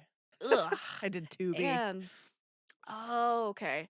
But the thing is, I believe based on that, and based on the fact that there were a couple places where you could see like a hair go through the projector, I think they just took one of the theatrical prints that had already been run through a whole bunch of projectors and just digitized that. Oh And that's man. why the version that's like widely available on streaming, the color just looks washed out. That's Um, funny. Is that why that's probably why I noticed those like little it almost feels like a frame's like cut out Yes, for a if you're second. noticing places where it's like there's like Yeah, I a forgot splotch on about the that. screen, that's what Yeah. that is. That's I saying thought I to was the going projector, crazy. turn the reel over, or like Damn, God. put on the next reel. It's been a hot Um, minute since I had a splice film in my film yeah. school days. Totally forgot about that. By Funny. the end Okay, of I'm the Yeah, you're not going crazy. That's thank what you. it was. By the end of the screening, Dana and I were both just like counting down to the next time we were gonna get Oh, like burn marks, and we were like, funny. and 3, 2, 1, burn There it mark. is. And yeah, every That's so time. funny. Oh my It was God. So I'm like, I would recommend, if you have not seen this film and you're interested in seeing it, and slash if you like Tarsem Singh's work, get the Arrow DVD. I think it's worth it. Or the Blu-ray. Get the Mhm. version that has that new color correction on it, God, because yeah. it just is going to make such a difference in your experience. And I honestly think that I would have rated the film higher had I gotten to see it with the proper Yeah, color. now I know I said I wasn't gonna watch it again, but now I really want to know what it looks I like. know. And I God tried to even damn. find comparison stills. There might be some. I wasn't able to find them in time for this. They weren't Yeah, easily accessible, but sure. I can only imagine because there were areas where it was just like, yeah, this looks like it's a VHS almost. And I wasn't Mm-hmm. watching on a Yeah, VHS. yeah, yeah, Um, yeah. Yeah, so good to know. that's why. If you can, get the physical media for this one. It's Yeah, worth it, I think. yeah. Um, reception. As you can imagine, this film super divisive. You either love it or you hate it. There's nowhere in the middle. It currently holds a 45% from critics on Rotten Tomatoes. Yeah, that feels Um, right. I don't know. wow. I don't agree I with that. Well, but it's not necessarily surprising that it would yeah, be that low. yeah, not surprised. It has a 57 from audiences, so it's Oh, fresh nice. for Okay. audiences, rotten for critics. Unpredictable Ebert strikes again. He loved the movie, gave it a perfect 4 out of 4, put it at number 6 on his top 10 films of the year, which, like, some of the other films he What? had that year were, like, Crouching Tiger, Hidden Dragon, Almost Famous, Requiem for a Dream. Like, it was a big He was year. vibing out that year, He though. loved this. That was his vibe year. Yeah, and he says, quote, Tarsem is a visual virtuoso who juggles his storylines effortlessly. Does he? It's dazzling the way he blends so many notes, styles, and genres into a film so original. I do agree with that part. Yeah, Um, yeah, yeah. those who hate it primarily pointed to A, the violence, B, the sense that the plot just didn't matter to Tarsem, which, like, again, they're right. I just don't think that's necessarily a bad thing. Mhm. But a good example of that take is Jonathan Rossbaum, who wrote in the Chicago Reader that, quote, there's almost no plot here and even less character. Just a lot of pretexts for S&M imagery, Catholic decor, gobs of gore, and the usual designer schizophrenia, which, like, Listen, what's sign wrong me with up. any of that? Yeah. I know! That Listen, sounds like a good time. That yeah, sounds I like was my just weekend. yeah, that's again, that feels like more of a praise than anything. I agree. And in a particularly bizarre example of like critical double standards, David Edelstein for Slate both criticized the film for its violence and also took it to task for not being violent enough towards the serial killer and Hmm. said, quote, when I go to a serial killer flick, I don't want to see the serial killer or even his inner child coddled and empathized with and forgiven. I want to see him shot, stabbed, impaled, eviscerated, and finally engulfed, shrieking in flames. The Cell serves up some of the most gruesomely misogynistic imagery in years, then ends with a bid for understanding. Oh my god. Girl, Bro, take it to what? therapy. Literally, like, Wrong you're like, platform to be talking this about was this. too violent, but also I wanted more evisceration? Like, Yeah, he wanted it what? where he wanted it. Then make your own Mm-hmm. film about a serial killer. I don't know. I Exactly. feel like there's so many films that do that that you don't have to empathize, but it could Mm-hmm. be from this viewpoint of empathy. You know what I mean? 100%. Like you don't have 100%. to agree with that. It just is kind of put there. Yes. Whatever. I don't know. That guy needed to talk that Um, out somewhere else. I strongly agree. Send him to therapy. Yeah, Go to journal therapy, David perhaps. Edelstein. I think Peter Travers from Rolling Stone has a take I agree much more with, which is he basically calls the plot shallow but praises Tarsem, and I agree. I think I have more issues with the script than I do with anything else. Mm, I think there are some ways in which the script is like the characters aren't really characters, and so mhm, can we mhm. really expect Tarsem to care that much about them? Yeah. Um, Despite the complicated reception, though, it actually got nominated for a shit ton of awards from like Oh. all across the film industry. Was nominated for an Oscar for Best Makeup and Hair. Lost to How the Grinch Stole Christmas, which like tough competition. Hey, I Yeah, like mean, come the Grinch on. deserved He spent it. like It 10 hours in absolutely, makeup, yeah, hair and makeup. So, yeah, absolutely. that's Got amazing. nominated for Best Production Design by the Art Directors Guild, Best Screenplay at the Bram Stoker Awards, Best Female Wow. Performance, and Best Villain at MTV. J-Lo got a Best People's female Choice nom. performance. Really? Wow. I love this shade. This is so fun. It also got 4 Saturn Award nominations, including Best Sci-Fi and Best Costume Design, which I'm like, how did it not win Best Costumes at the Saturn Yeah, I Awards? wonder what was Um, up against. I should have looked that up. I didn't. It did also though win several Fangoria chainsaws. Best score, Ooh, best supporting actor for D'Onofrio, and best makeup. All well great. deserved. Yeah, yeah, yeah. Um, Screenwriter Merck has an interesting take on the film's reception and said in an interview years later that, quote, I understand both reactions, and now, years after its release, I'm delighted that it provoked such a strong response. Personally, I think it was ahead of its time and deserves a second look by its detractors. At the time Mm, of its release, Tarsem was criticized as being concerned about the visuals and not so much about the character and story, which might have been true, but I do think it's an interesting movie. It's very unique, and you can't say that about too many films. The thing that was frustrating for me was when people read the original script, they'd tell me it was a real page turner. In mm. retrospect, I wish the film had more classic suspense. It could have been an edge of the seat thriller, but it's something different than that. And I think that's fair. It's Yeah. not an edge of the seat thriller. I think what it's I doing is don't way more interesting. I was gonna say, I don't know where the place of that would be. Yeah. I don't I I feel like if it were, it would just feel like a Silence of the Lambs ripoff. Yeah, the whole point that I just feel like it's supposed to be really dreamy and trippy. I do think there's Yeah. elements of like I had some questions that I don't think they had answers for of like this technology, where it came from, how she got Oh involved, yeah. what happens They're after. not interested in That's that. I feel like Yeah. that's more interesting and dreamlike and weird and sci-fi than like the serial killer aspect. To I to kind of his strongly point. agree. So Yeah. like that's I think I wanted it to like skew a little bit more Mhm. like an existence where like it's not technology based, but like I was Yeah. so interested in this technology. Where does it come from? Why is it just Agreed. because we're not in the future? It's normal Yeah. present day at the time, it Yeah. seems It's like. Yeah, it's like an alternate reality almost, it seems like, Yeah, which is really yeah. fascinating. I wish that was played up more too. So I think that was like Me my too. structural like script story issue, and it was just That J makes Lo. sense. And I also I also was thinking a lot about like I feel like this film might have had a really different reception had it come out after Eternal Sunshine for the Spotless Mind. Because that film is so beloved and I think kind of got us Man, accustomed to this kind of narrative yeah, like in Prime ways and Prep that does in a nice packageable absolutely. way. And I'm like, I feel like I'm sure it would have drawn comparisons where people would have been like, well, it's no Eternal Sunshine of the Spotless Mind, which like it's not, but Yeah. I think it might have gotten maybe a little bit more of a positive reception, at Hmm. least in terms of the Sure. narrative structure, had Yeah. people seen something like that Yeah. first. No, And I that's agree.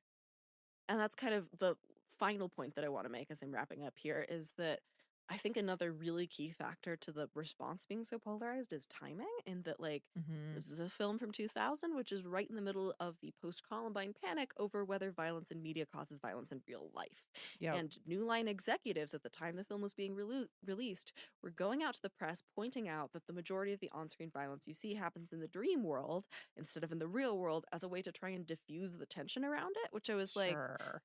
that's such a weird argument, though. Let's think about that Because for a they were second because they were because, not prepped for that, and they were trying to put a Band-Aid yeah, on a it's, gaping hole. uh, but I mean, like, A, it's about a serial killer killing people in the real world. So, like, how much can we really say that, like, the violence doesn't happen in the narrative's real world? But Yeah, more that's wild. importantly, B, on like a mini film theory rant corner level, given that it's all on screen to begin with, rather than happening in our reality, in a sense, I think you can say that every act of violence in every narrative film takes place in a kind of dream world, and that it's Mhm. not happening to a real human body. So it seems like just such a silly distinction to try and draw. Like, I have a whole soapbox on violence on screen and how it I, affects yeah, and doesn't affect I people, would love to so hear I don't that know. soapbox. Um, Over the wine last next week. Yeah, exactly. That'll be the time. I mean, I'm sure it's gonna come up as we talk about Silence of the Lambs. Yeah. Oh, Um, yeah. I will also, just as like a throwaway last note, there is a direct-to-video sequel to this film that was released in 2009 called The Cell 2. Oh, fuck. Tarsem had no Not fan. involvement, and it was named the worst movie of the year by Bloody Disgusting. Oh, no. I kind of want to see that. I want to I see a do trailer. I want to watch a too. trailer at least for that after this Yeah, because I'm I'm very not intrigued. I'm not committed enough to watch the whole movie, but Yeah. like you've piqued my interest, The Yeah. Cell 2. Oh my God. That's Tarsem Sings Oh The my Cell. I feel gosh. like we got through more of my notes than I thought we might, which is a relief. I still feel Yeah. like there's so much more that I would have loved to research had I had time, but like Yeah. hopefully that was a good crash course in the film. I hope y'all go and watch it.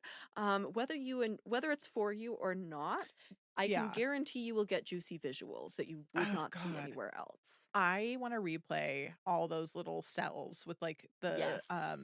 God, I need to sit and look at all like I need to pause and stare at Mhm. each one of them for like 35 to 45 minutes. I'm with you that, like, this needs to be a coffee table book. Like, how has It that not happened? if I it want that's the it. thing. Will I watch it? I just can't see it's also because like the visuals are gonna be in my brain. Like this is one of those movies that Mhm. like you don't need. I don't know. It's not one I'm You don't gonna watch necessarily need again. to rewatch because it's Um so you remember it from the first time. oh yes. But Yeah. coffee table book, if there was one that came Mhm. out, I would absolutely race to go snap that. Agreed. So Agreed. I'm glad we watched this. I'm Me really glad we watched too. this. It was I'm something. it, I was worried that it was going to be way too off base of a pairing for Dreamcatcher, and after watching Dreamcatcher, I was like, "Oh no, we're fine." Yeah, yeah, Like, yeah. They're both just like, what's happening? We're in yeah, a mind? they're both like kind of like have a similar tone in some ways too. Like I kept being Yeah. like, "What genre is this?" Yours Watching is like Dreamcatcher. yeah, yours is like this very like art house, like it feels like very art house queer. And then mine's like Mhm. hetero dude version It of is the same thing. yeah, Two yeah, different yeah. visions of what's inside a mind. The Yeah. It straight was version and the like gay version. I was gonna say, did we pair the witch and the ritual? Yeah, because we did the Yes, witchual. the ritual. It feels very similar to that. It is. Oh my god, that's so true. I Yeah. also saw we got a really great comment on TikTok from somebody who said that it was on the video talking about how all of the women in the descent were originally going to be a mixed gender Yeah. cast, and Yes. somebody commented saying that they always pictured the women in the descent and the men in the ritual being in like a Yes. relationship, and I was like, yes, I love this Yes. headcanon. And they were like, thank God we're um all dead because those men were awful. Truly, Yeah, truly. that comment, Um, I feel like I felt seen in that comment. Agreed. Me too. So that's what I we've loved got. Should it. I'm we so glad we take a watched, yeah. little take a little break, slip back into the dream realm with Dreamcatcher? Yeah, back to reality to then back to the dream after, so Exactly. Yeah. Yeah. We'll wake up and then go back to sleep. Yeah. Oh, We'll be we'll be right right back. back.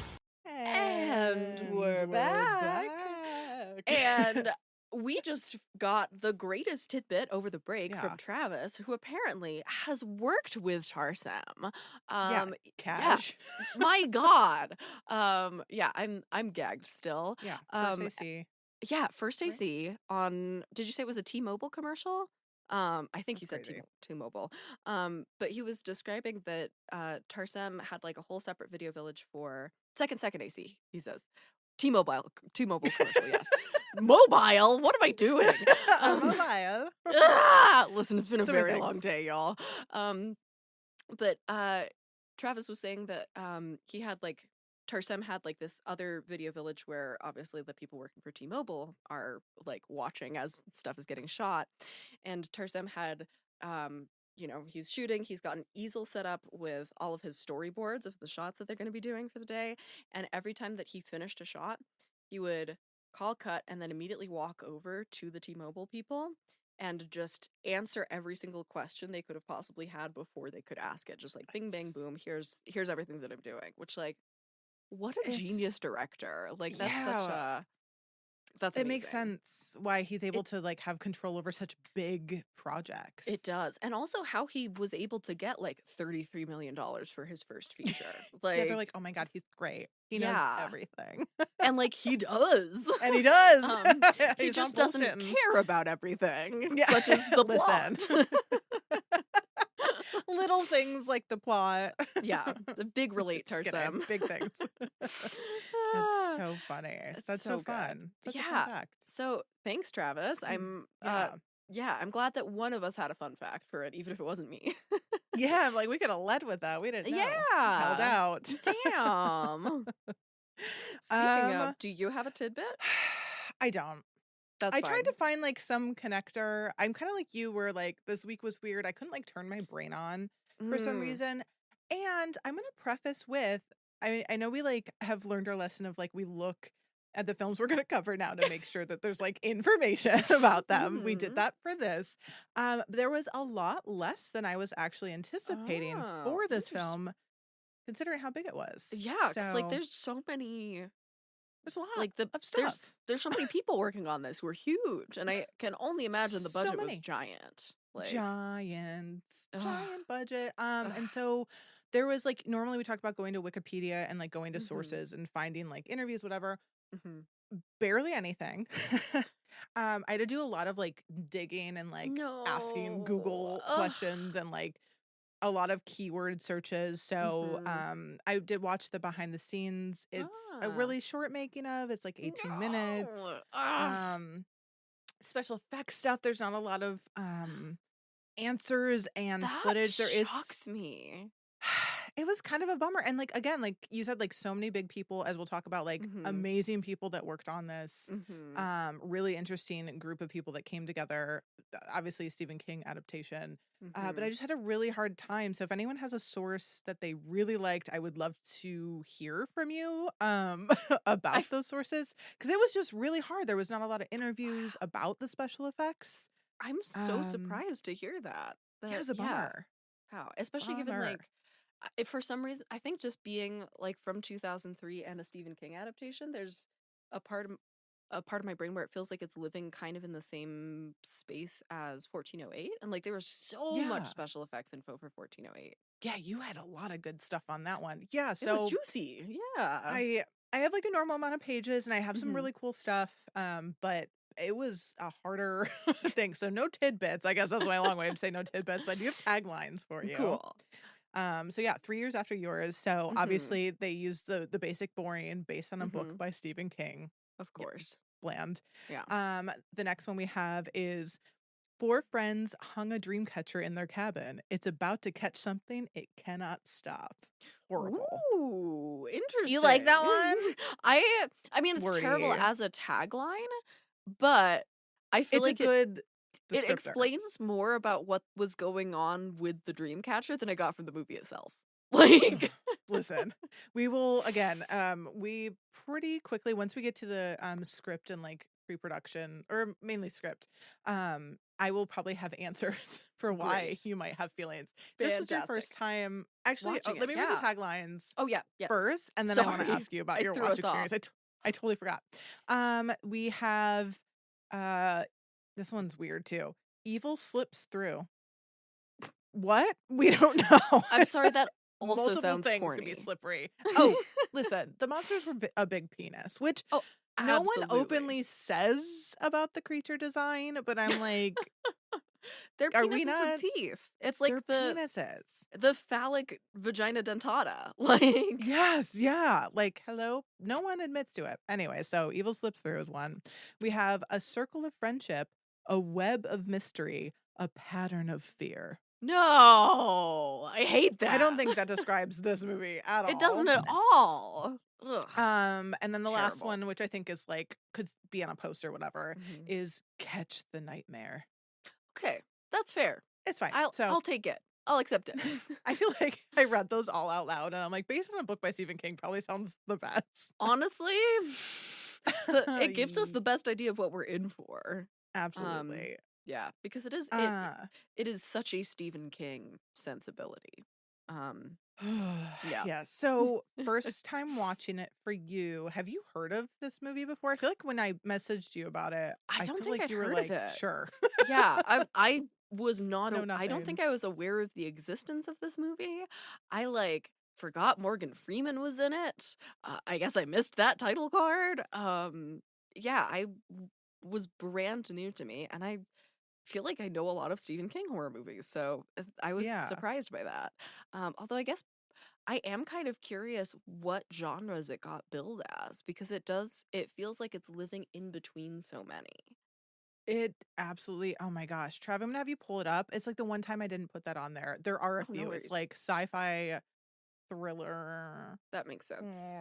I can't remember. There's like 4, I'm pretty sure. So yeah, I it's believe it. Yeah. put a pin in what genres is it? We'll kind of come back to that without directly Love. talking about it. Yeah, I've seen this one a few times. It's one of those movies kind of like The Cell where it's like I saw it years and years and years ago and Mhm. it like I haven't watched it a lot, but I like know every plot point that happens in it. Mhm. Um I have like mixed feelings. I think depending on like the mood I'm in, it's like more fun. Interesting. Interesting. There were parts of it that worked better. Wow, that's a lot from Yeah, IMDb. see? Okay, Whew! so genres, going back to it, we have thank you, Trav. We have body horror, folk horror, drama, or sci-fi thriller. Told you it was a lot, and yep, all of those things are technically in there. Okay, folk horror? Where's the folk horror? Is it just the The the Dreamcatcher, Dreamcatcher? probably. Oh my god. Listen. Yeah, I You know. Big eye guys. rolls. Big eye Yeah, rolls. A yeah. bunch of white guys Yeah. in a Dreamcatcher. Yeah. Yeah. It's also like they didn't even make it right. Like it's not even like a proper dream. That's a whole We'll talk other about that. yeah. Yes, we will talk about like, Amazing. why it looks the way it looks. So anyone, Yes. I was gonna do like a whole section on like the origins of Dreamcatchers, and I was just like, is anyone gonna find that interesting, or does everybody already know?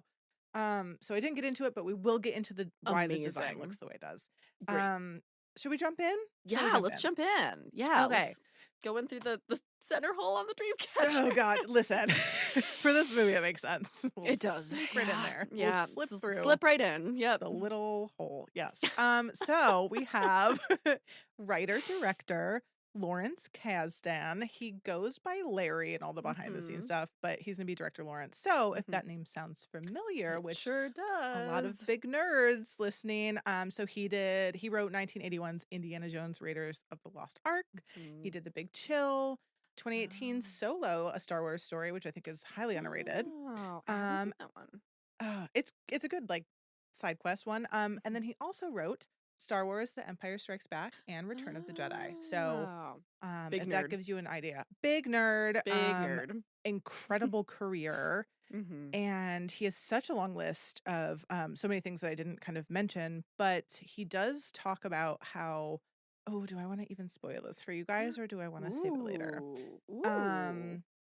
I'll kind of tease into it. So even though he has this like long list of films that he's worked on, he admits that after Dreamcatcher, spoiler alert, that his career kind of halted for years afterwards. No. So he had, all these amazing films that he like wrote and worked on. I think directed some of them too, but he was trying to get 2 films produced after Dreamcatcher came out and had a really, really hard time in Hollywood after. Oh no. Yeah. Oh, So that's so sad. which we'll I'm talk about.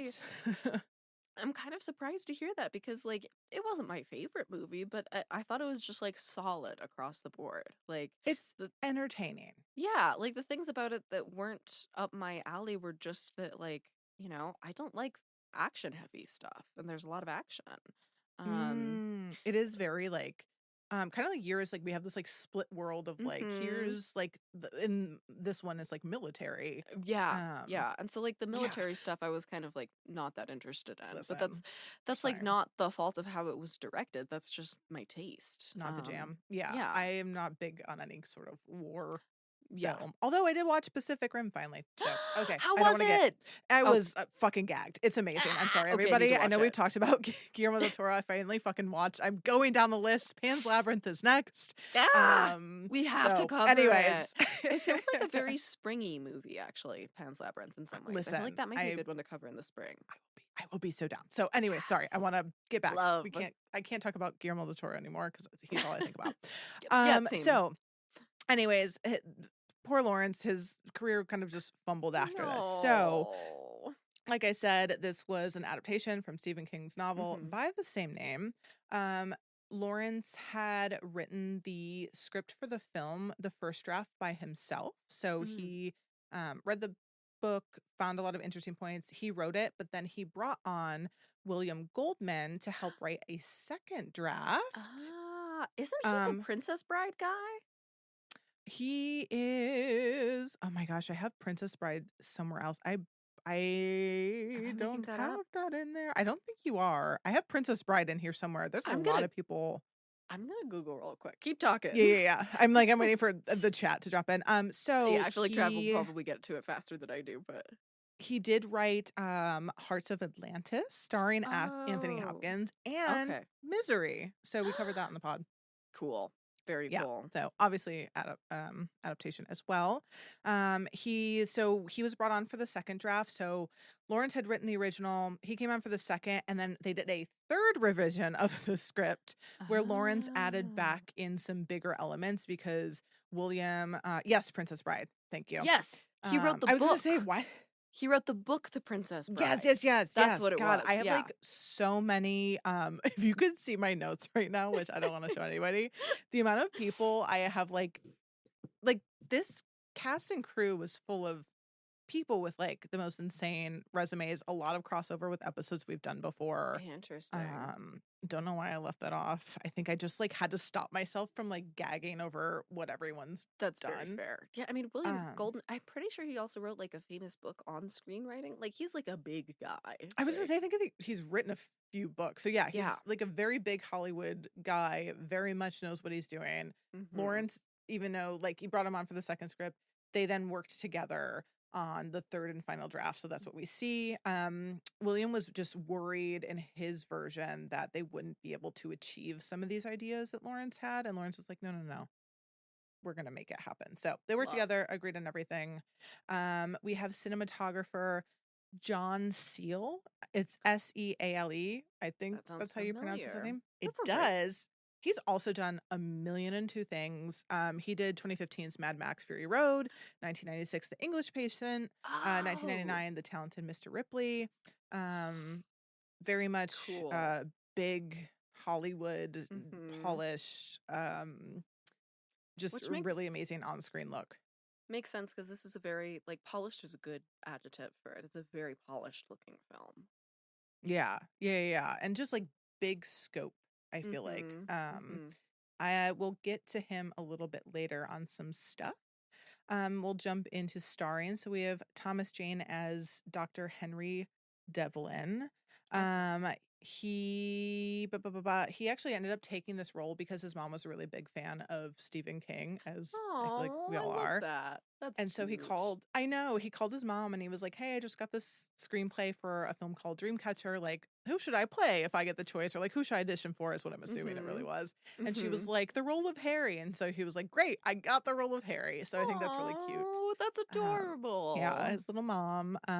This was not his last Stephen King project. He Mm. also worked on oh my god. Yeah, he was in 1922, which I'm not familiar with. The film Oh, 1922. I have heard of it. I Do you know haven't that seen it, one? but yeah, I'm like Um, it it's in exists there. somewhere in my brain. Yeah. Is it in the mist of your brain? Because he also was in 2007's The Mist, which I love. I have not seen Listen, it. bad I need jokes. to Really watch it. good. Yeah, we should cover that one too. We're He never gonna run out of also Stephen King. There's always gonna be more great Stephen every King time adaptations. I'm like, I'm like, we can't do another Stephen King adaptation. It's just like, here He I just am doing worms his Dreamcatcher. I'm way like, in. fucking hell. I Listen, for a I dollar. realized, yeah, it's true. It's true. I realized though why you thought that The Cell was Stephen King. It's because there is a movie that we'd actually talked about on the 1408 episode called Cell that is a Stephen King adaptation, and the reason we talked about it is because that's the one that has John Cusack and oh my gosh, I'm forgetting who the other actor is. But it was like the same cast as 1408 that Oh, then comes back funny. and does another Stephen King movie. And Yeah, it was somehow, like, even though that was just 2 episodes ago, I'd forgotten when we were talking about this, The Cell. Anyway, yeah, yeah, yeah. He's yep, everywhere. I feel like we can't yep, avoid he him. So, sure is. Thomas He's a Jane king had for a worked on reason. truly. So he worked on those two projects afterwards. I also love him in Deep Blue Sea, the shark Mm. film, and That he's film. in Boogie Nights and Face Off as well. Love He's kind of Boogie like Nights. that guy. I know. So Mm-hmm. we have Damian Lewis as Jonesy slash Mr. Gray. He is a ride to watch in this movie. I He's can't say it's a great performance, but it is a performance. it is. It is a performance indeed. It Yeah, is yeah, it's a lot of performance. it's a lot of performance. His Mhm. Mr. Gray is actually really great and uncanny, and I kind of love I liked the the Mr. Jonesy Grey version aspects. better. Yeah. Yeah. Yeah. So he actually says that he was channeling an impression of actor Malcolm McDowell to do Okay, that that makes a character, lot of which I think sense is actually. so funny. Yeah. So if you guys don't know or the name rings a Yeah. bell, Clockwork Orange, we also covered him in the Rob Zombie Halloween 2. Mhm. So that's kind of fun. We have baby Timothy Oliphant in this. He's so fresh. He's so dewy and his Mhm. little moppy hair. Brand He new. brand new, brand new, not to acting, but brand new to us. Pete Moore, so he's in Scream 2, The Crazies, Alien Earth, which I totally forgot about. He's in that, and the show Mm. Santa Clarita Diet. Oh yeah. Which I remember starting to watch that one and never finished. I know it has like some zombie stuff or some cannibalism stuff. I There's like a vampires? horror element, I think. I mean, you just Of listed a kind. everything. Yeah. Zombies. Oh, damn. Thanks, Why did I think it Travis. was Trell's really working overtime Yeah, today. Trev's working the most. Listen, it's Those 9 fingers o'clock. so fast. It's 9 o'clock at night. I should be in bed right now. I'm so sorry. No. This is our new schedule. So everyone It's hang in true. there with us. Yeah. I mean, We have the upside is you get to hear us get progressively more and more sleep deprived and crazy as the episode goes on. So there's that. yeah, I'm just fueled on caffeine right now. Great. Buzzing. So we have Jason Lee as Beaver. He's arguably the best person in this role. You can have opinions about this man all you want. He is fucking hilarious in this role. You hated him. No. Oh. I just did like a My Name is Earl watch. Like I finally watched through all of it. Thought he was great in it. I never thought that I would think that he's hot. And he was Did you think he was hot in this? I thought he Oh was my god, so Sienna, I'm hot. gagged. If I I could thought get he up was and walk around in a so circle. hot. Yeah, He kind of I mean, he's like he looks like a can't say I terrible disagree. fuckboy, but I was like, would hit. There's like no. This era of Jason Lee, he's very attractive because he's a little bit. He's like pretty. That's it. There's like that. I know I've talked about this before. That faggy quality that I'm attracted to. Kind of, he has it as broy as he is in this. He absolutely Yes. looks soft. He does, yeah, and he has that Yeah. little like upturned nose, and I'm like, I just want to boop it, like. Just go boop, Jason Lee. I know that he's a Scientologist, I'm gonna be honest, but oh, that's what it was. I knew he was a little problematic, and I couldn't remember why.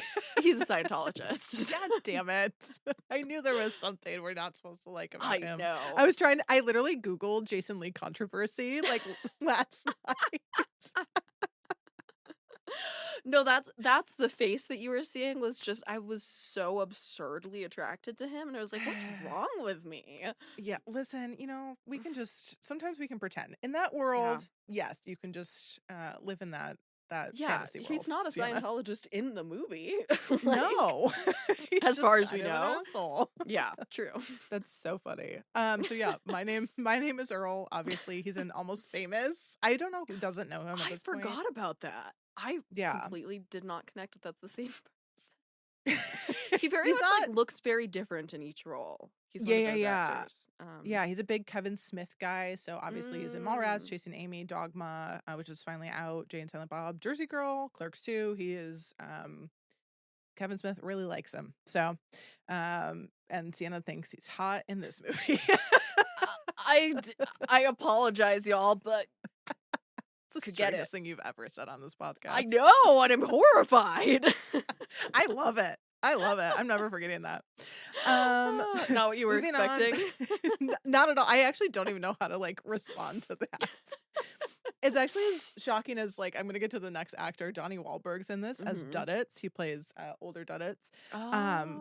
This is like the only time Donnie Wahlberg hasn't been Donnie Wahlberg to me. I'm like, he's not like doing like a Jersey accent. Right. So, Right. I'm like, I don't know who you are.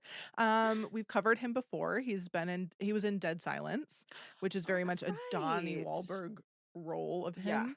Yeah. He's in Saw and Saw 2 and The Sixth Sense. So I threw out some horror. He kind of is like a little bit of a horror king. Although he's been in a million things. So I thought this was kind of cool. Some of the information I found, he obviously had makeup done to make him look a little bit sicker, but he did lose weight for this role to look sick. So he took it very seriously, and he shaved his own head, so it was not a bald cap. He really that's some committed to devotion. the You go, Donnie. He talks in interviews about how much this character actually meant to him because Duddits was like so full of love, and like say what you will about the performance, it hurts to watch. It does. It's not good representation, and I think it's very problematic. It's very problematic. It's very 2003. Yeah. And it doesn't come across to me as like an ill-intentioned actor. It just comes across to me as just like a complete lack of knowledge on the part of everybody working on it.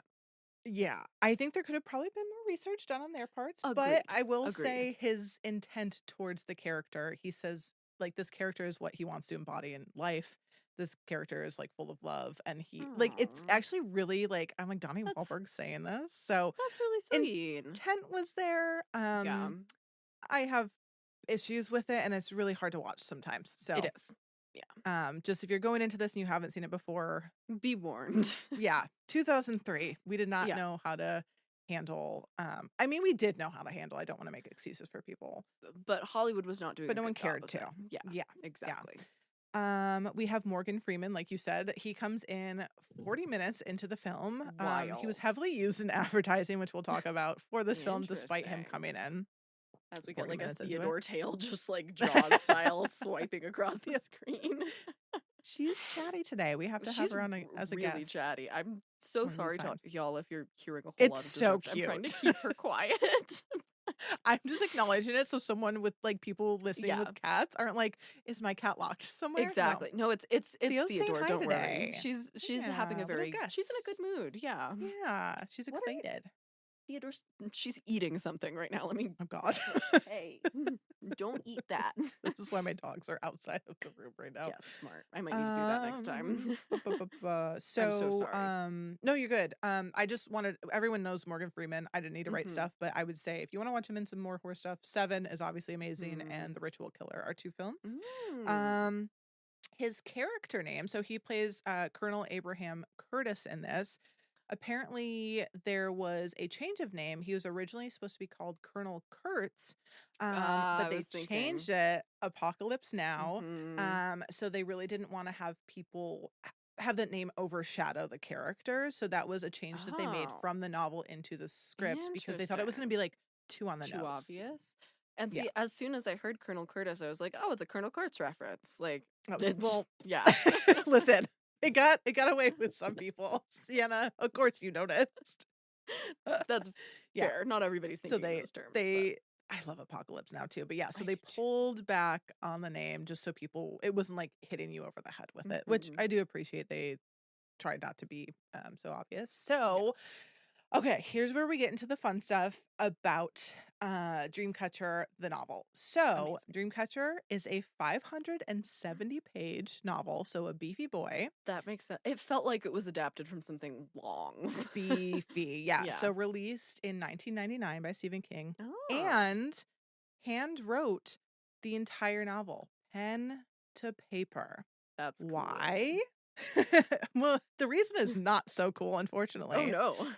It's because Stephen King had wrote this novel directly after his near fatal road accident that he had. So he Oh, was yeah. recovering from it, and had written this during that time. So Wow. I listened to him in an interview with this accident. Interesting. He really got fucked up. He said he broke most of his ribs on his right side, fractured hip and pelvis, Oh. tibia fracture with about 10 breaks in his tibia. The doctor described it as he described the doctor describing it as his leg was like a bunch of marbles in a sack. Ew. Isn't that awful?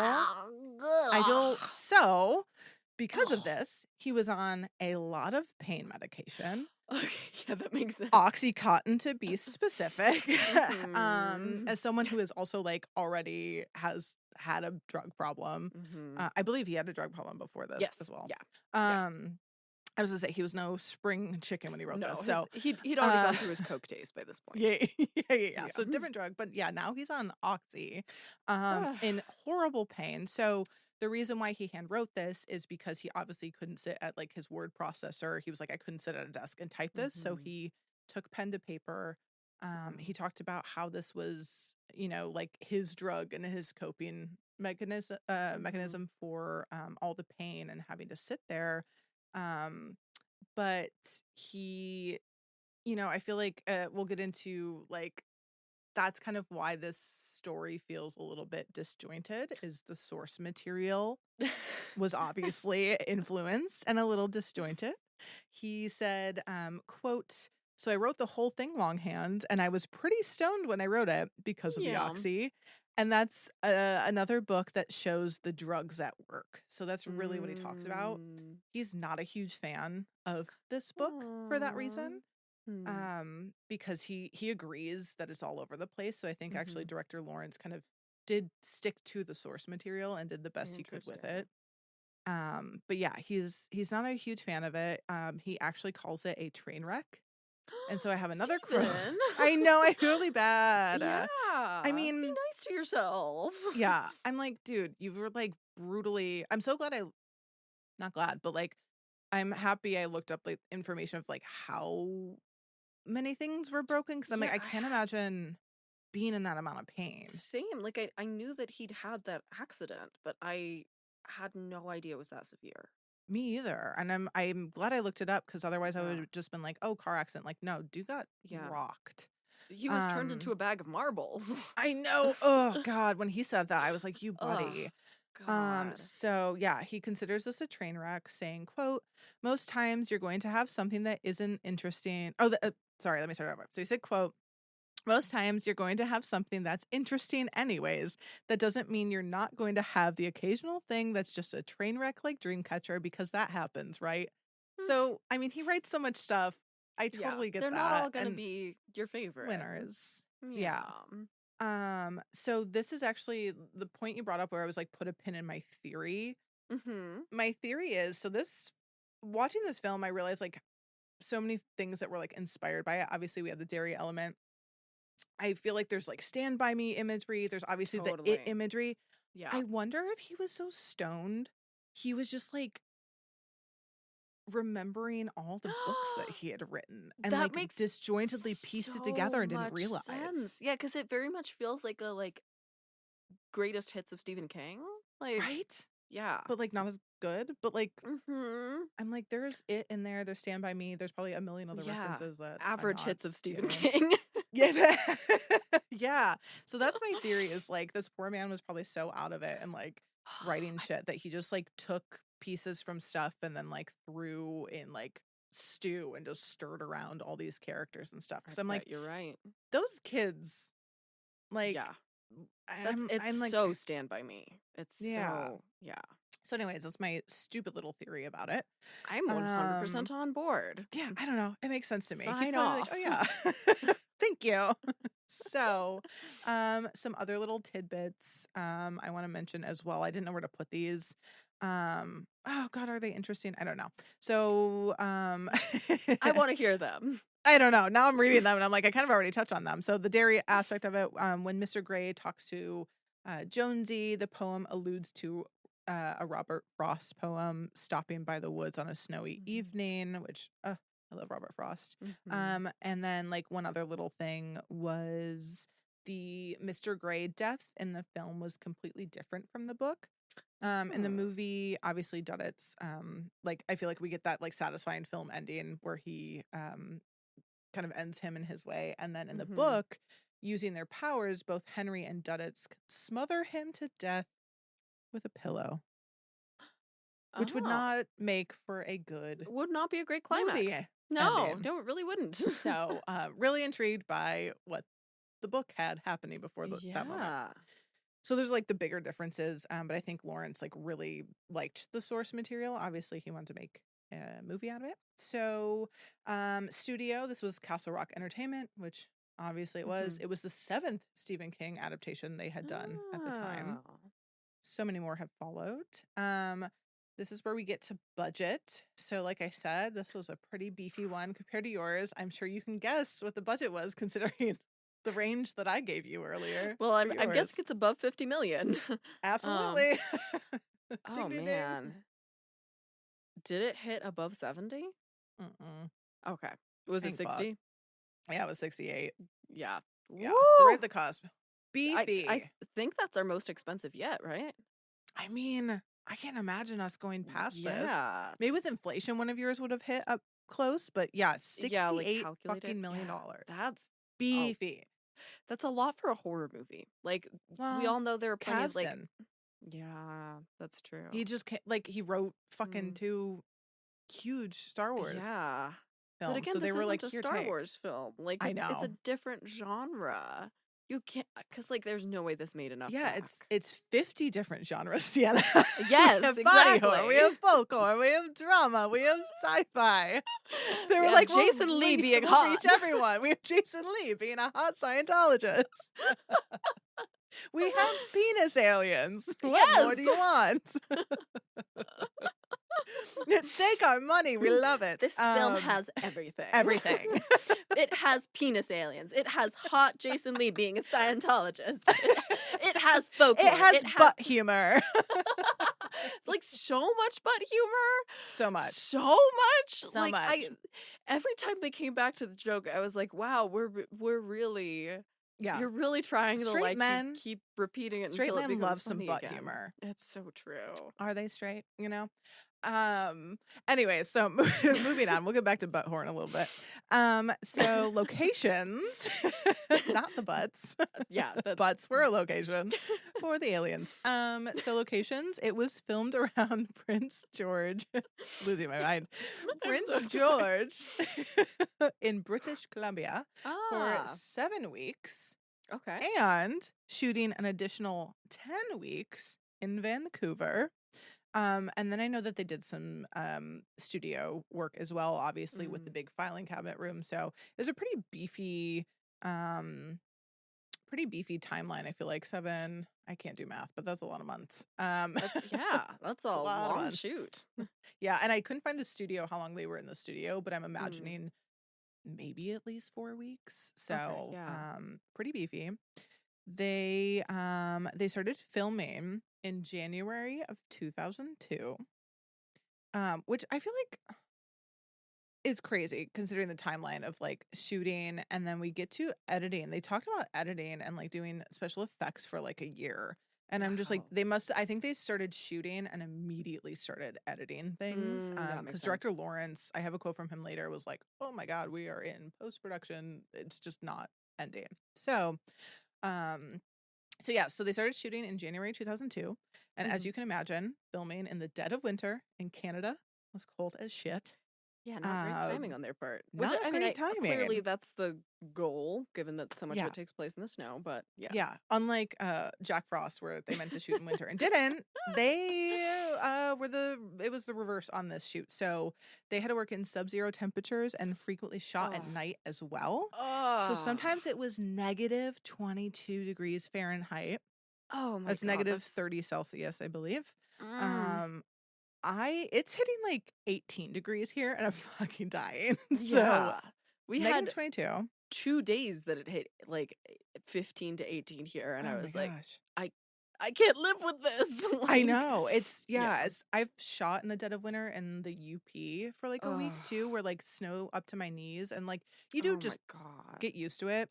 Um Obviously this was really taxing for the cast and crew, but director Lawrence Yeah. does say that the crew was mostly Canadian and were Oh. like great for the cast morale because they've like worked in these conditions before. Mhm. He said they never complained. They just like showed up, did their job. So that was like a really good like follow the leader for the cast, I That's think, helpful. too, is they were just like, okay, we're all just miserable and that's fine.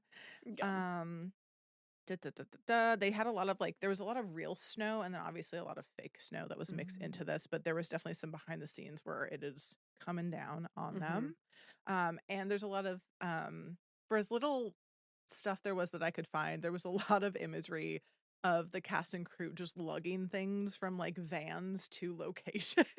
Amazing. And I'm like, oh my God, those poor guys at like, I don't know, 2 in the That's morning going so out there. brutal. Ugh. I feel like you need So like they a sled dog team at that point as part of the Oh crew. my God, that would be so Like, fun. That's gonna right? get cast and crew excited to wake up in the Exactly. morning. Talk about morale. Oh my God, I would have killed for that. That's so cute. They did not. They just hoofed it to set.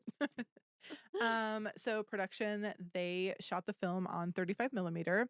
They used Panavision Panaflex Millennium XL. Don't know what that means, but that is for Ah, you. And platinum appreciate it. cameras. Yeah. Oh, interesting. So do with that information what you will. I found it interesting they shot on 35 mil for some reason, but Mhm. I guess with a $68 million budget, you're not gonna do digital at that point. And it Um wasn't good enough at this time to look what they wanted it to Oh, look that's like. true. I always Yeah. think this is like I always forget it's 2003. It feels very like It feels like 2010. 2013, yeah. Yeah, yeah, And I think yeah. it absolutely would have been digital then. And would Yeah. have cost a lot less. Listen, I don't think this movie should have gone this much. It Anyways, absolutely shouldn't have. They could have made this for much cheaper. yeah, Um, I feel like they used a lot of a lot of CG in this one. So when it came to shooting, director Lawrence said that he wanted to give his cinematographer a lot of freedom with the camera movements in the scene. So I have a quote from him talking about this. He says, quote, "We're never going to set it up, in a special way just because of some digital effects like coming in and out. I want to be able to move the camera like crazy. We actually Mm. use 2 or 3 cameras for every single setup. So that's how we're able to Ah. capture everything. And a lot of cameramen can't do that when there are no effects. But John Seal loves the challenge of that. And so we shot it as you I gotta scroll down. We shot it as you would, though the creatures were characters who we hired, and they were kind of coming on stage, so they had like little points for the Mm-hmm. camera. Mm-hmm. And he said that helped with like the enormous freedom they had. So, That makes sense. um, like I said, like they had puppetry for the creatures, but a lot was digital. And then he does talk a little bit in some of his interviews on some of the cameramen like not knowing what to do in those moments. So I don't know. I guess that's why he had the 3 camera setup, and thankfully he had a good Interesting. cinematographer for himself. Um, he doesn't seem like I hate to say it, he doesn't seem like a camera like he doesn't have the Forward. language. Yeah, Well, I mean, director. especially I I think that's often what happens when you have people who are mainly screenwriters move into directing is like they're very Mhm. focused on telling the story in the right way, which is Yeah, really yeah, yeah. good. But like the Yeah. other thing that makes film is that you're doing it visually. Yeah. Yeah. Yeah, Which and that can sometimes be it's like the opposite of the Tarsem Singh problem. It's like we care so much about the too plot. much on yeah. Yeah.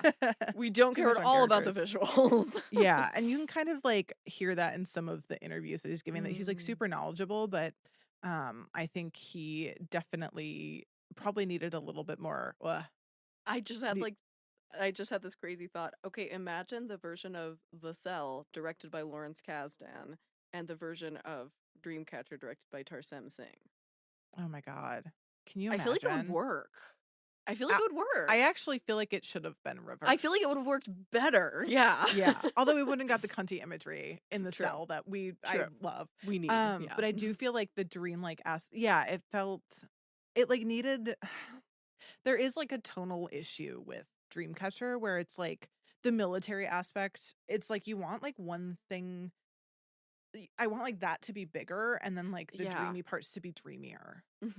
It Although, yeah. it's going in a whole lot of directions, but it doesn't like fully commit to any of them. I think it feels like. Yeah. Versus yours, which is like Yeah. it fully commits to the vibe.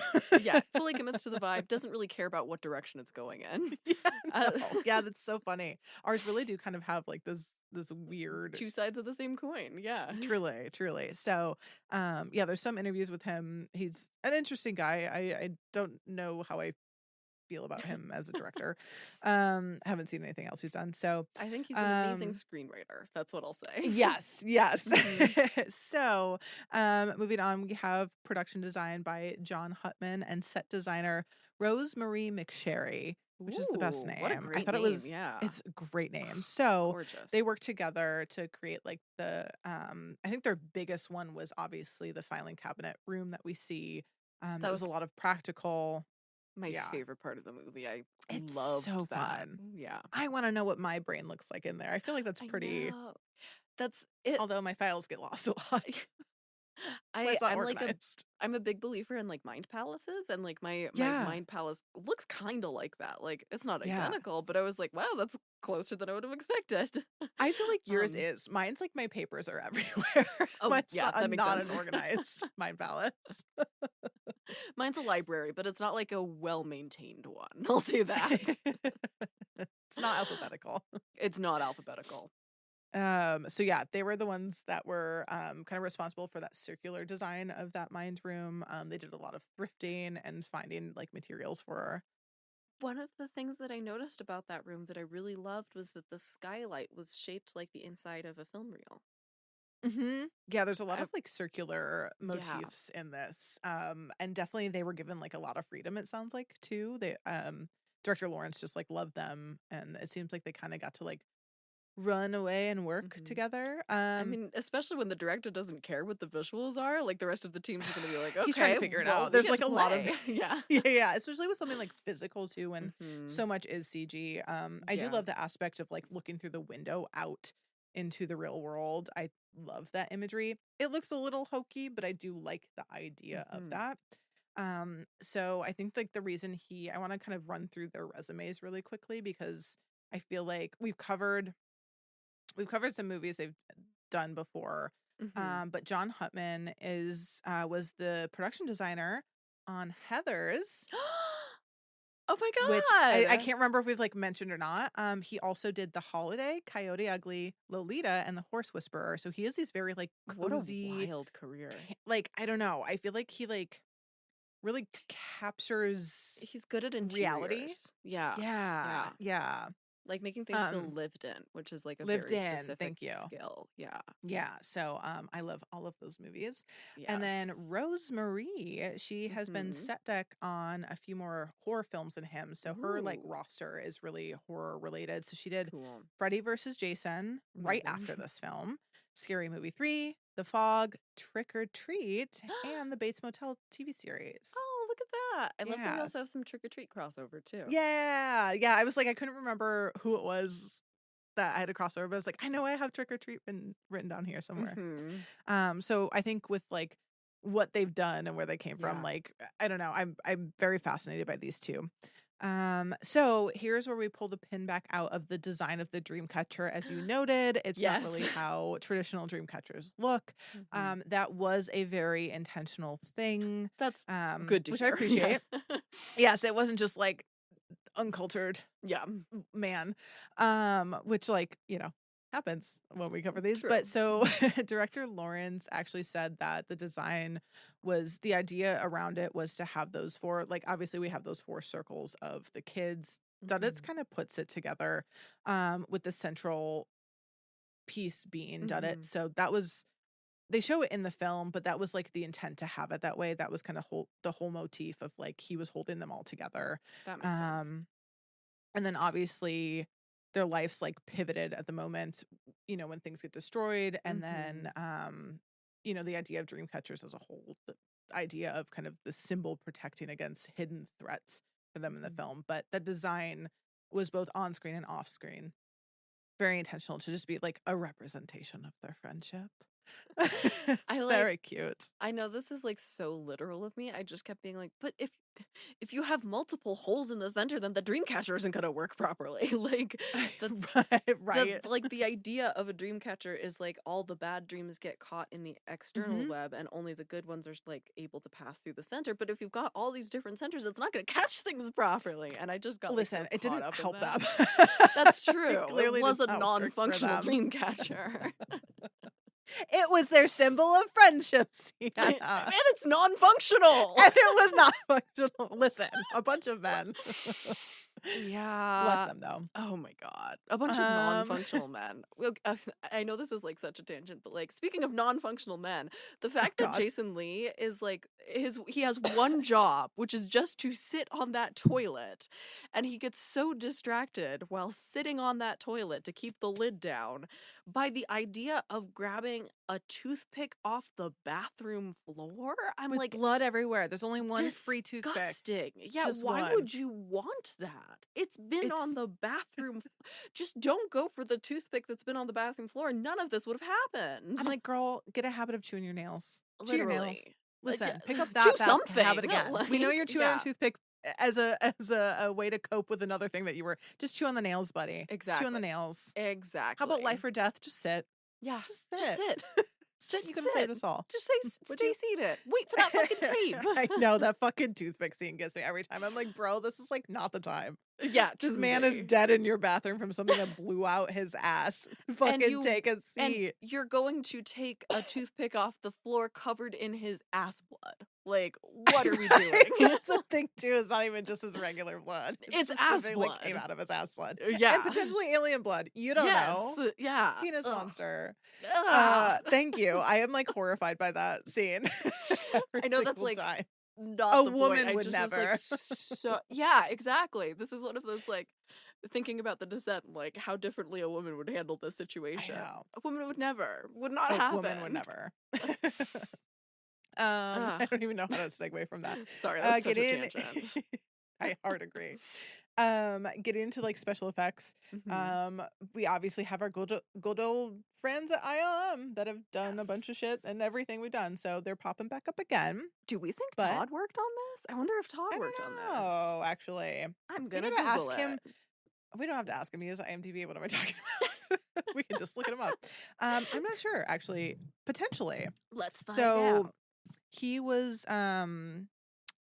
that ILM was one of the studios. They also worked with Pacific Title, who were a historic Hollywood company. They were founded in 1919. Obviously known for subtitles and optical effects. We also have Cool. Asylum VFX.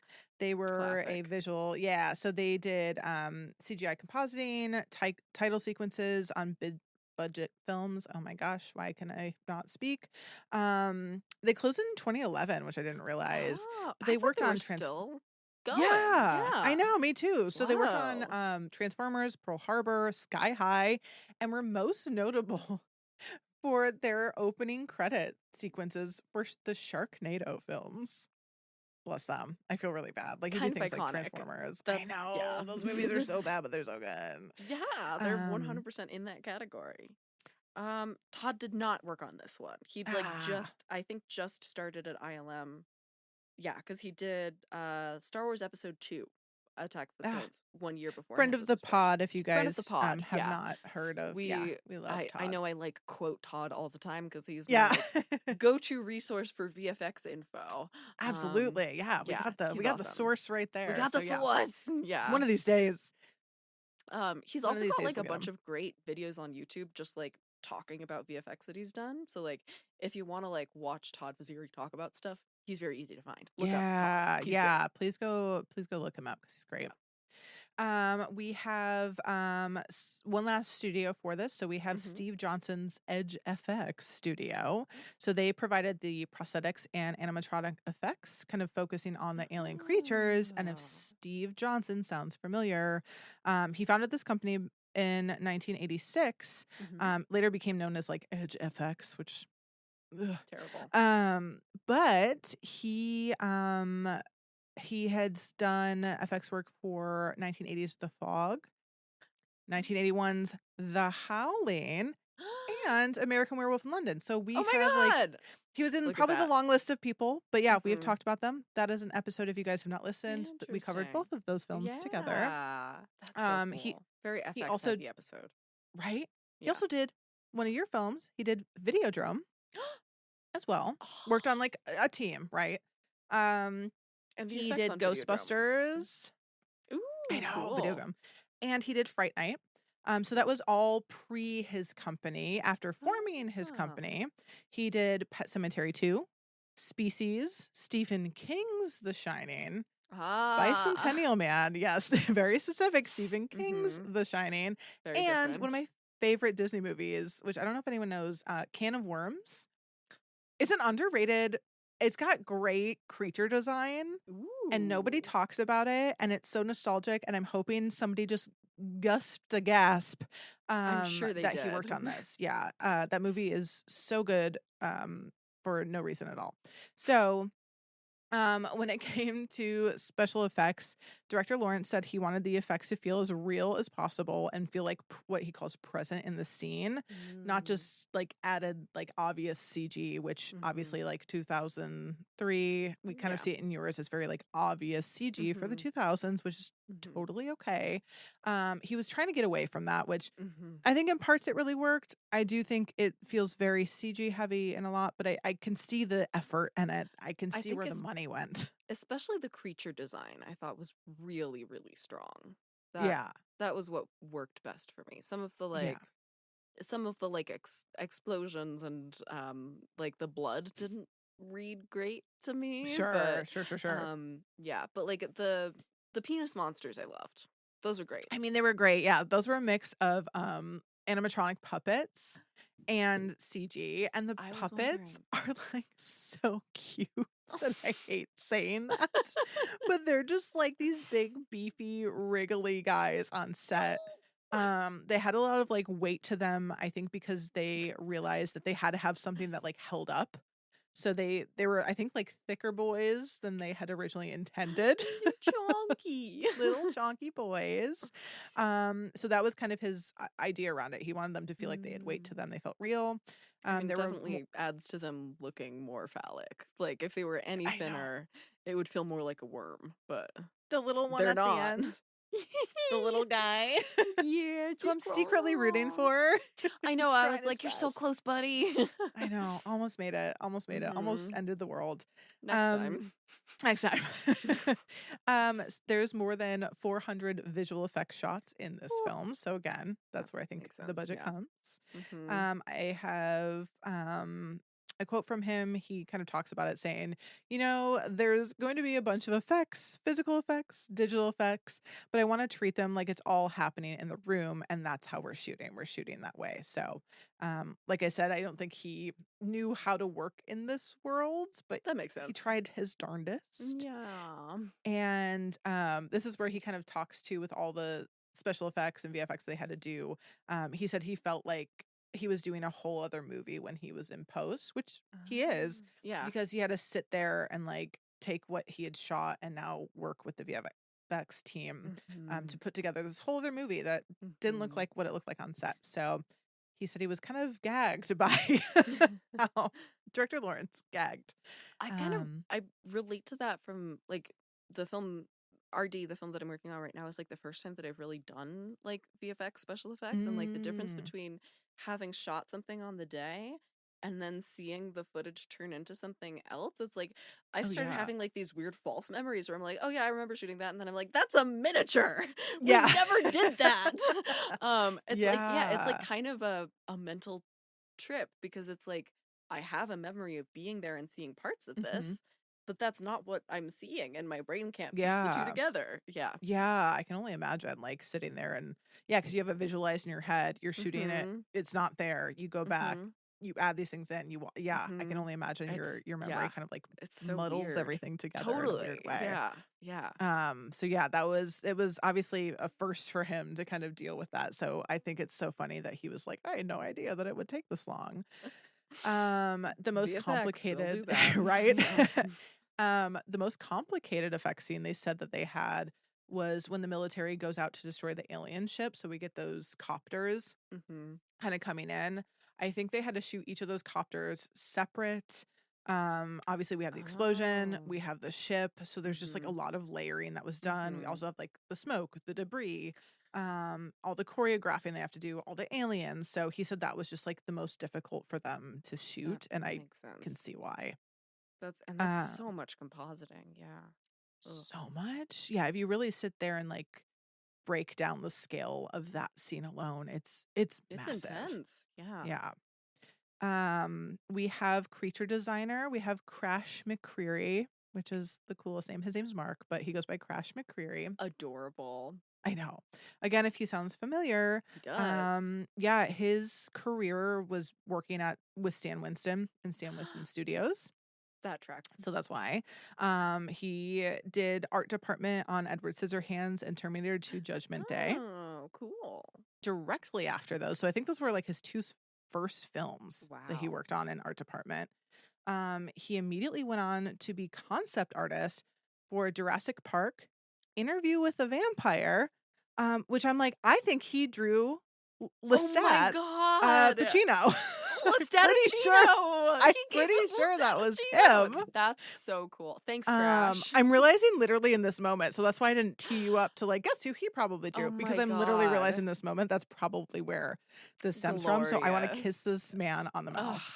truly. Thank you, Crash. So concept art for those two films, Tank Girl, Jurassic Park Lost World. So he worked Cool. with what's his name? Vince Vaughn. Oh, yes. Um and then he became concept artist and art director on Galaxy Quest, which Mm. is like, and he's done so many more things. So he kind of, that was the trajectory. And then he finally kind of moved on to creature design later in his career. So he obviously did this film, Pirates of the Caribbean, The Black Pearl, and then The Village. So I think it's so Look at funny you that. brought that There's up our today. I was like, crossover. Yeah. so he kind of like moved into this realm. So he was responsible for the look of the creature.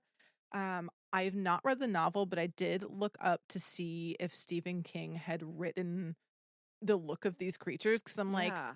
I It's was very like literally like, specific. yeah, I'm like, are they penis monsters? Yeah. Like, I just I need want to to know how that's know. written down. Yeah. No one wrote that they're monsters, but they do call them shit weasels, which I fucking love. That does I kind think of that's give a what penis monster-y impression, I feel like. Yeah. that too.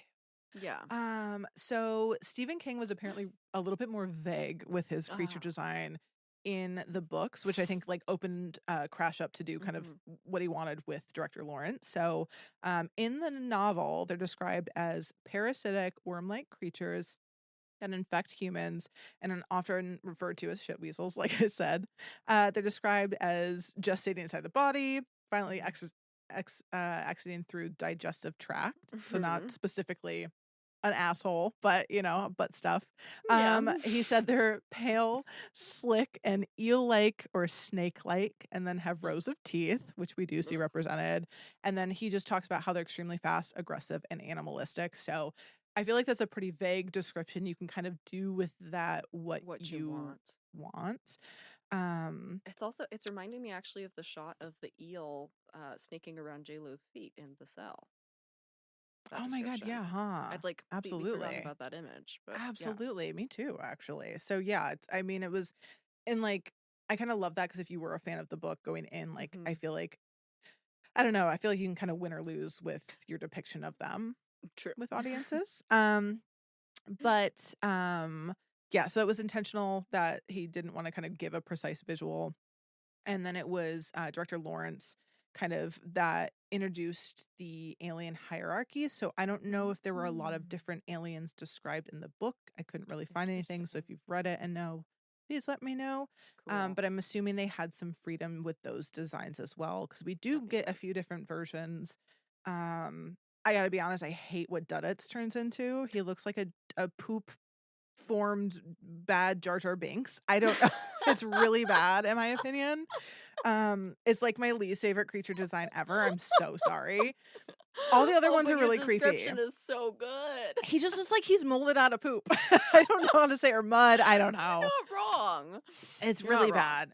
Yeah. So I don't know how many of those aliens were described in the novel, but I'm assuming they could take some leeway from Mhm. those.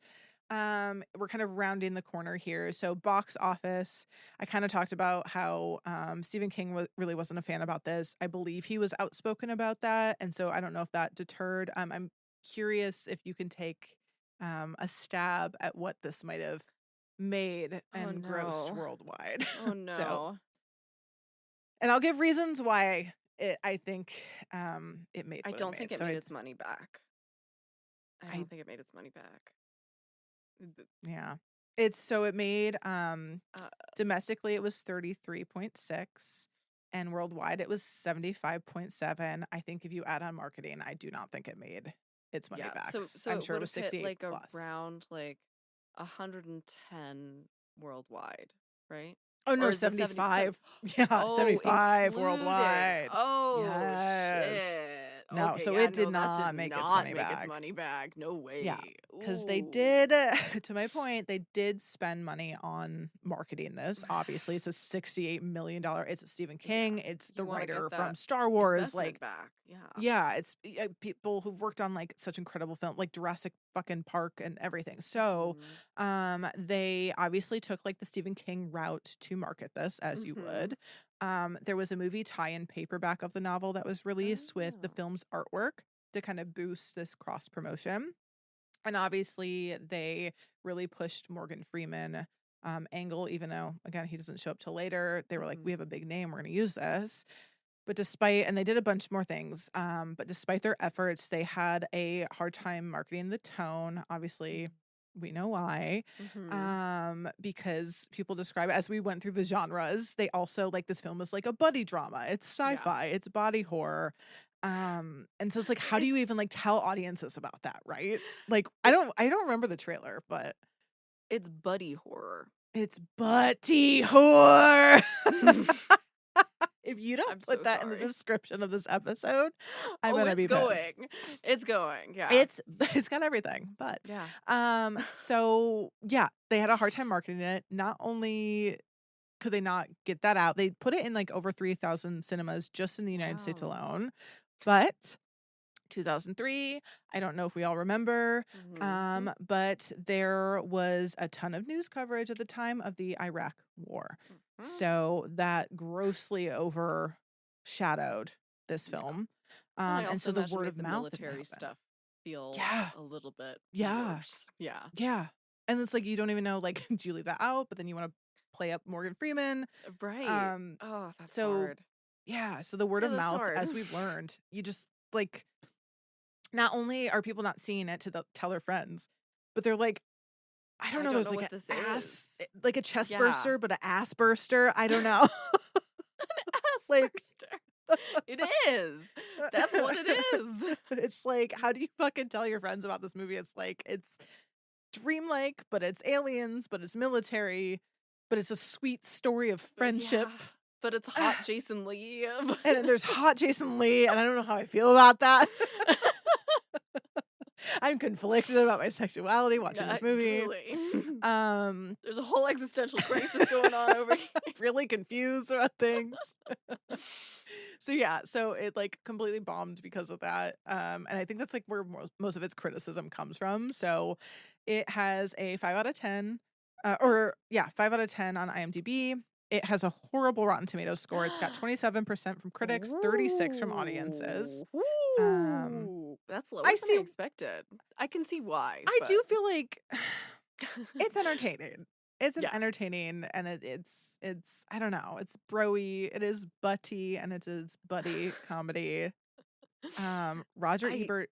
Oh, go ahead. oh no. Yeah, go ahead. I was gonna say Roger Ebert, unlike yours, fucking hated this movie. Yeah, that sounds right. he was the pendulum was swinging, and it Mhm. swung away on this one. It's 1.5 out of 4. Mhm. That Yeah, feels he fair. just kind of decimated it. He just what does he say? He doesn't. I don't know. Sometimes I feel like he gives good descriptors. Sometimes I feel like he doesn't. So I'm not even gonna read it. It's Sometimes fair. if he Yeah. doesn't like something, he just really He phones it in on the replays. writing. Yeah. He phones it in. Yeah. Um, When he it has loves a. something, he writes really beautifully. When he I doesn't know love that something, he doesn't give it the time of day. it kind of bums me out though because I feel like I read through his. I mean, they're pretty brief Mhm. reviews he gives as well. True. Um, so yeah, I'm gonna skip over That's fair. his commentary, and I'm gonna end on our letterbox reviews, Ah, which I yes. love to bring in lately. I need to start Um, doing this because I love when you it's do. really fun. I It's love really good. people. People are Yeah. so funny reviewing things. Way better than Ebert. Don't give critics the time of day, in my opinion. So people rated it 2.5. That's like the score it has. All these reviews are under 3 stars. We have one, oh my god, I have to like reread it. So he said, okay, so you know how I complain about the movies by male writers directors that obviously have no idea how women talk or interact with each other? The script is like a bunch of women had to guess how men talk to each other. And I read this before and watching it back, I'm just like, yeah, I feel like guys like wouldn't talk. Like this is how I'd write men talking to each other. Yeah, same. It's me and you writing a script about Oh men my talking to each other. god. That's so Love that funny. one. That one ate. We have 2 Mhm. more. They're very short. One says, "Look, it ain't boring," which is not. It's not boring. That's true. And the last one is for me and you. Gave Mhm. it 2.5 stars. Said, "Good for butt whore," which is a genre that I want to bring into the fold. Yes, there We you need more go. butt whore, We do. That's and I'm gonna end on that. that feels like an appropriate place to end. I feel like Ending I'm with like the it lost ass. my mind. End with the ass. Honestly, I feel like us recording late at night is kind of a good thing for our vibe. I'm into I don't know. this. I feel like I need wine, but then I'm like, am I gonna even be able to read what I wrote? Are we going to be remotely understandable with a drop of I alcohol? feel in like our I get system? wiggly. I get wiggly just sitting here staring, like staring at my notes. one of the little penis monsters. Penis monsters, just me, Yes. just squirming around. Anyways, so that's Dreamcatcher. These were a fucking trip, man, to watch as a parent. I don't know. What a start to the new year. I know I this do wasn't our first feel episode of the new year, but I'm like, it is what? like the first Yeah. few films. It- I do feel like these are good double feature though. Like if you're It gonna watch them, just is. watch them together. Yeah, I think they really play off each other wonderfully. Yeah. It's because they They each both have require something you to that just be like, I'm gonna put I'm all here. thought in the back seat and just go along for the Yeah, you just ride gotta and kind let of, it yeah, take me wherever it goes. I think yeah, they once one of them gets you in that headspace, it'll prepare you for the other. yeah, yeah, yeah, yeah. Yeah. What Boy, oh order do you boy. think you should watch them in? I was just trying to think that too. I was like, Yeah. which one do you want to decompress from? Because I have that with Interstellar. I have a pairing that I always have to watch with Interstellar. Mm, So I don't fucking go into an existential crisis, which is that's Passengers. I fair. would say decompress with that movie because it's Oh. stupid, but it's good and spacey. I Um, feel like I would say I'm inclined to say watch The Cell second.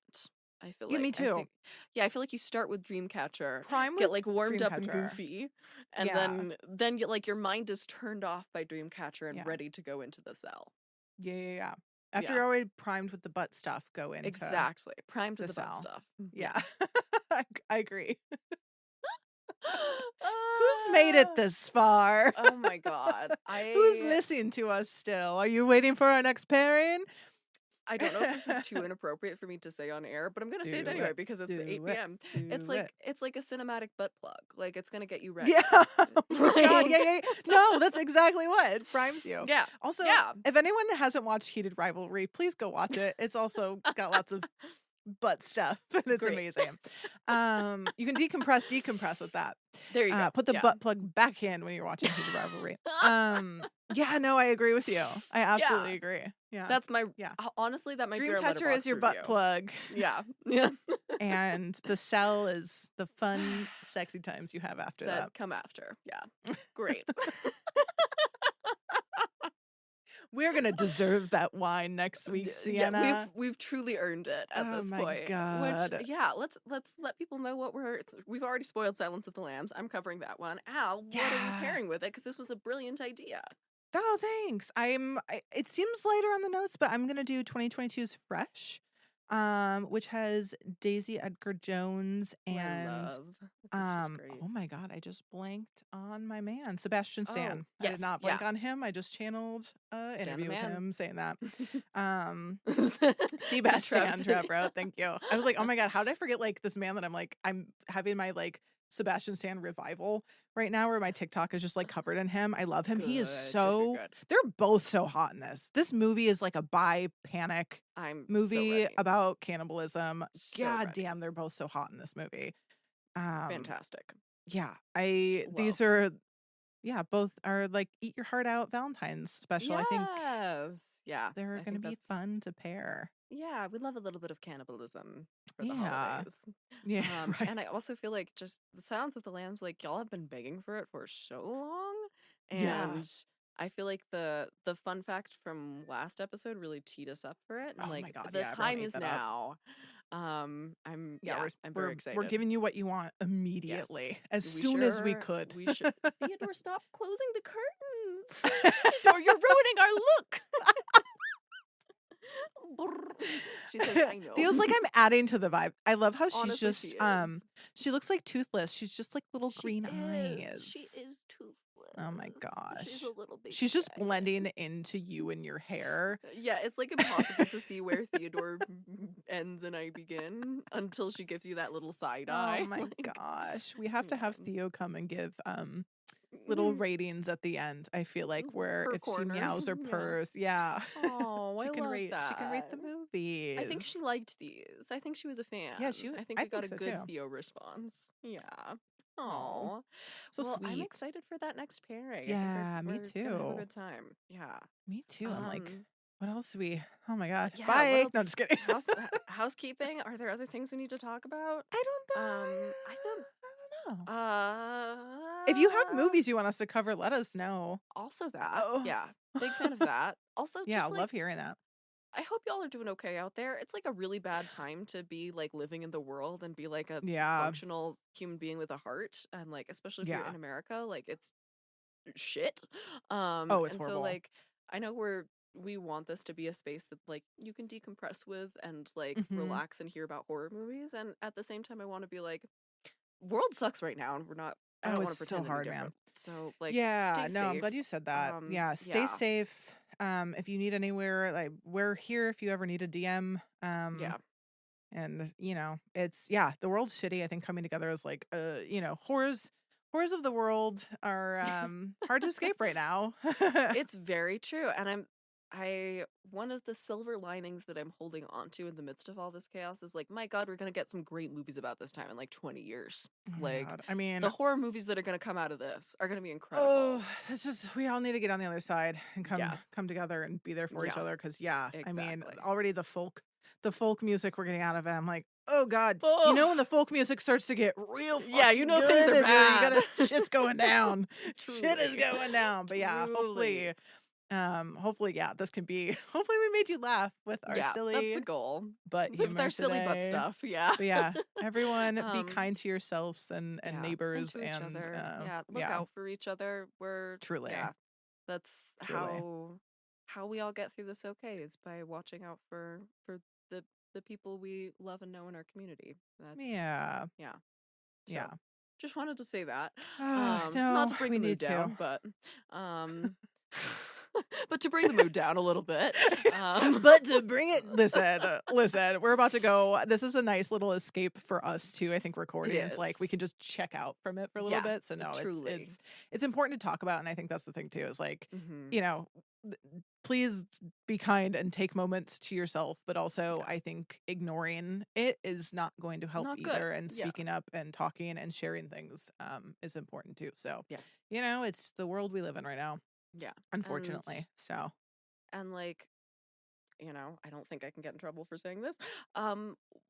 Watch out for where ice are and let people know. Like, just keep an eye out. Communicate with each absolutely. other. That's like one of the best things Sharing. we can do, is just keep information circulating to each other, to Absolutely. our communities. Yeah, I've been protect sharing each a other. hell of a lot of shit lately. Yes, I've been loving seeing it. I can't stop. I can't get offline. I'm just really depressed scrolling. Anyways. Yep. Yeah. When I see the number of Al Guillermo del Toro posts go up, I'm like, oh yeah. Oh God. Al's feeling what I'm feeling. I know. Frankenstein has been my escape lately. So 100%. But so on that note, I look forward to sharing some fun cannibalistic horror with y'all next episode. Super excited for. Yeah, it feels like it's about time. Yeah. About time for the lambs to start screaming again. Truly. Yeah, I'm excited to rewatch that one. It's been a minute. So yeah, me too. And I also I'm super curious to hear Dana's thoughts on it, because she's, for very good reasons, never seen it. So yes, please. That's exciting. That's super exciting. So yeah. Yay. Thank you all for listening. Thank you to those of you who've been stepping up and supporting us as we take this onto our shoulders, this big pod onto our tiny shoulders. Truly. We so appreciate you all helping us keep it going and making it possible. If you want to support the pod, there are links in our bio on Instagram, in our link tree, in all of the different places that Al knows much better than I do. The links are there. They exist everywhere. And we greatly appreciate each and every one of you.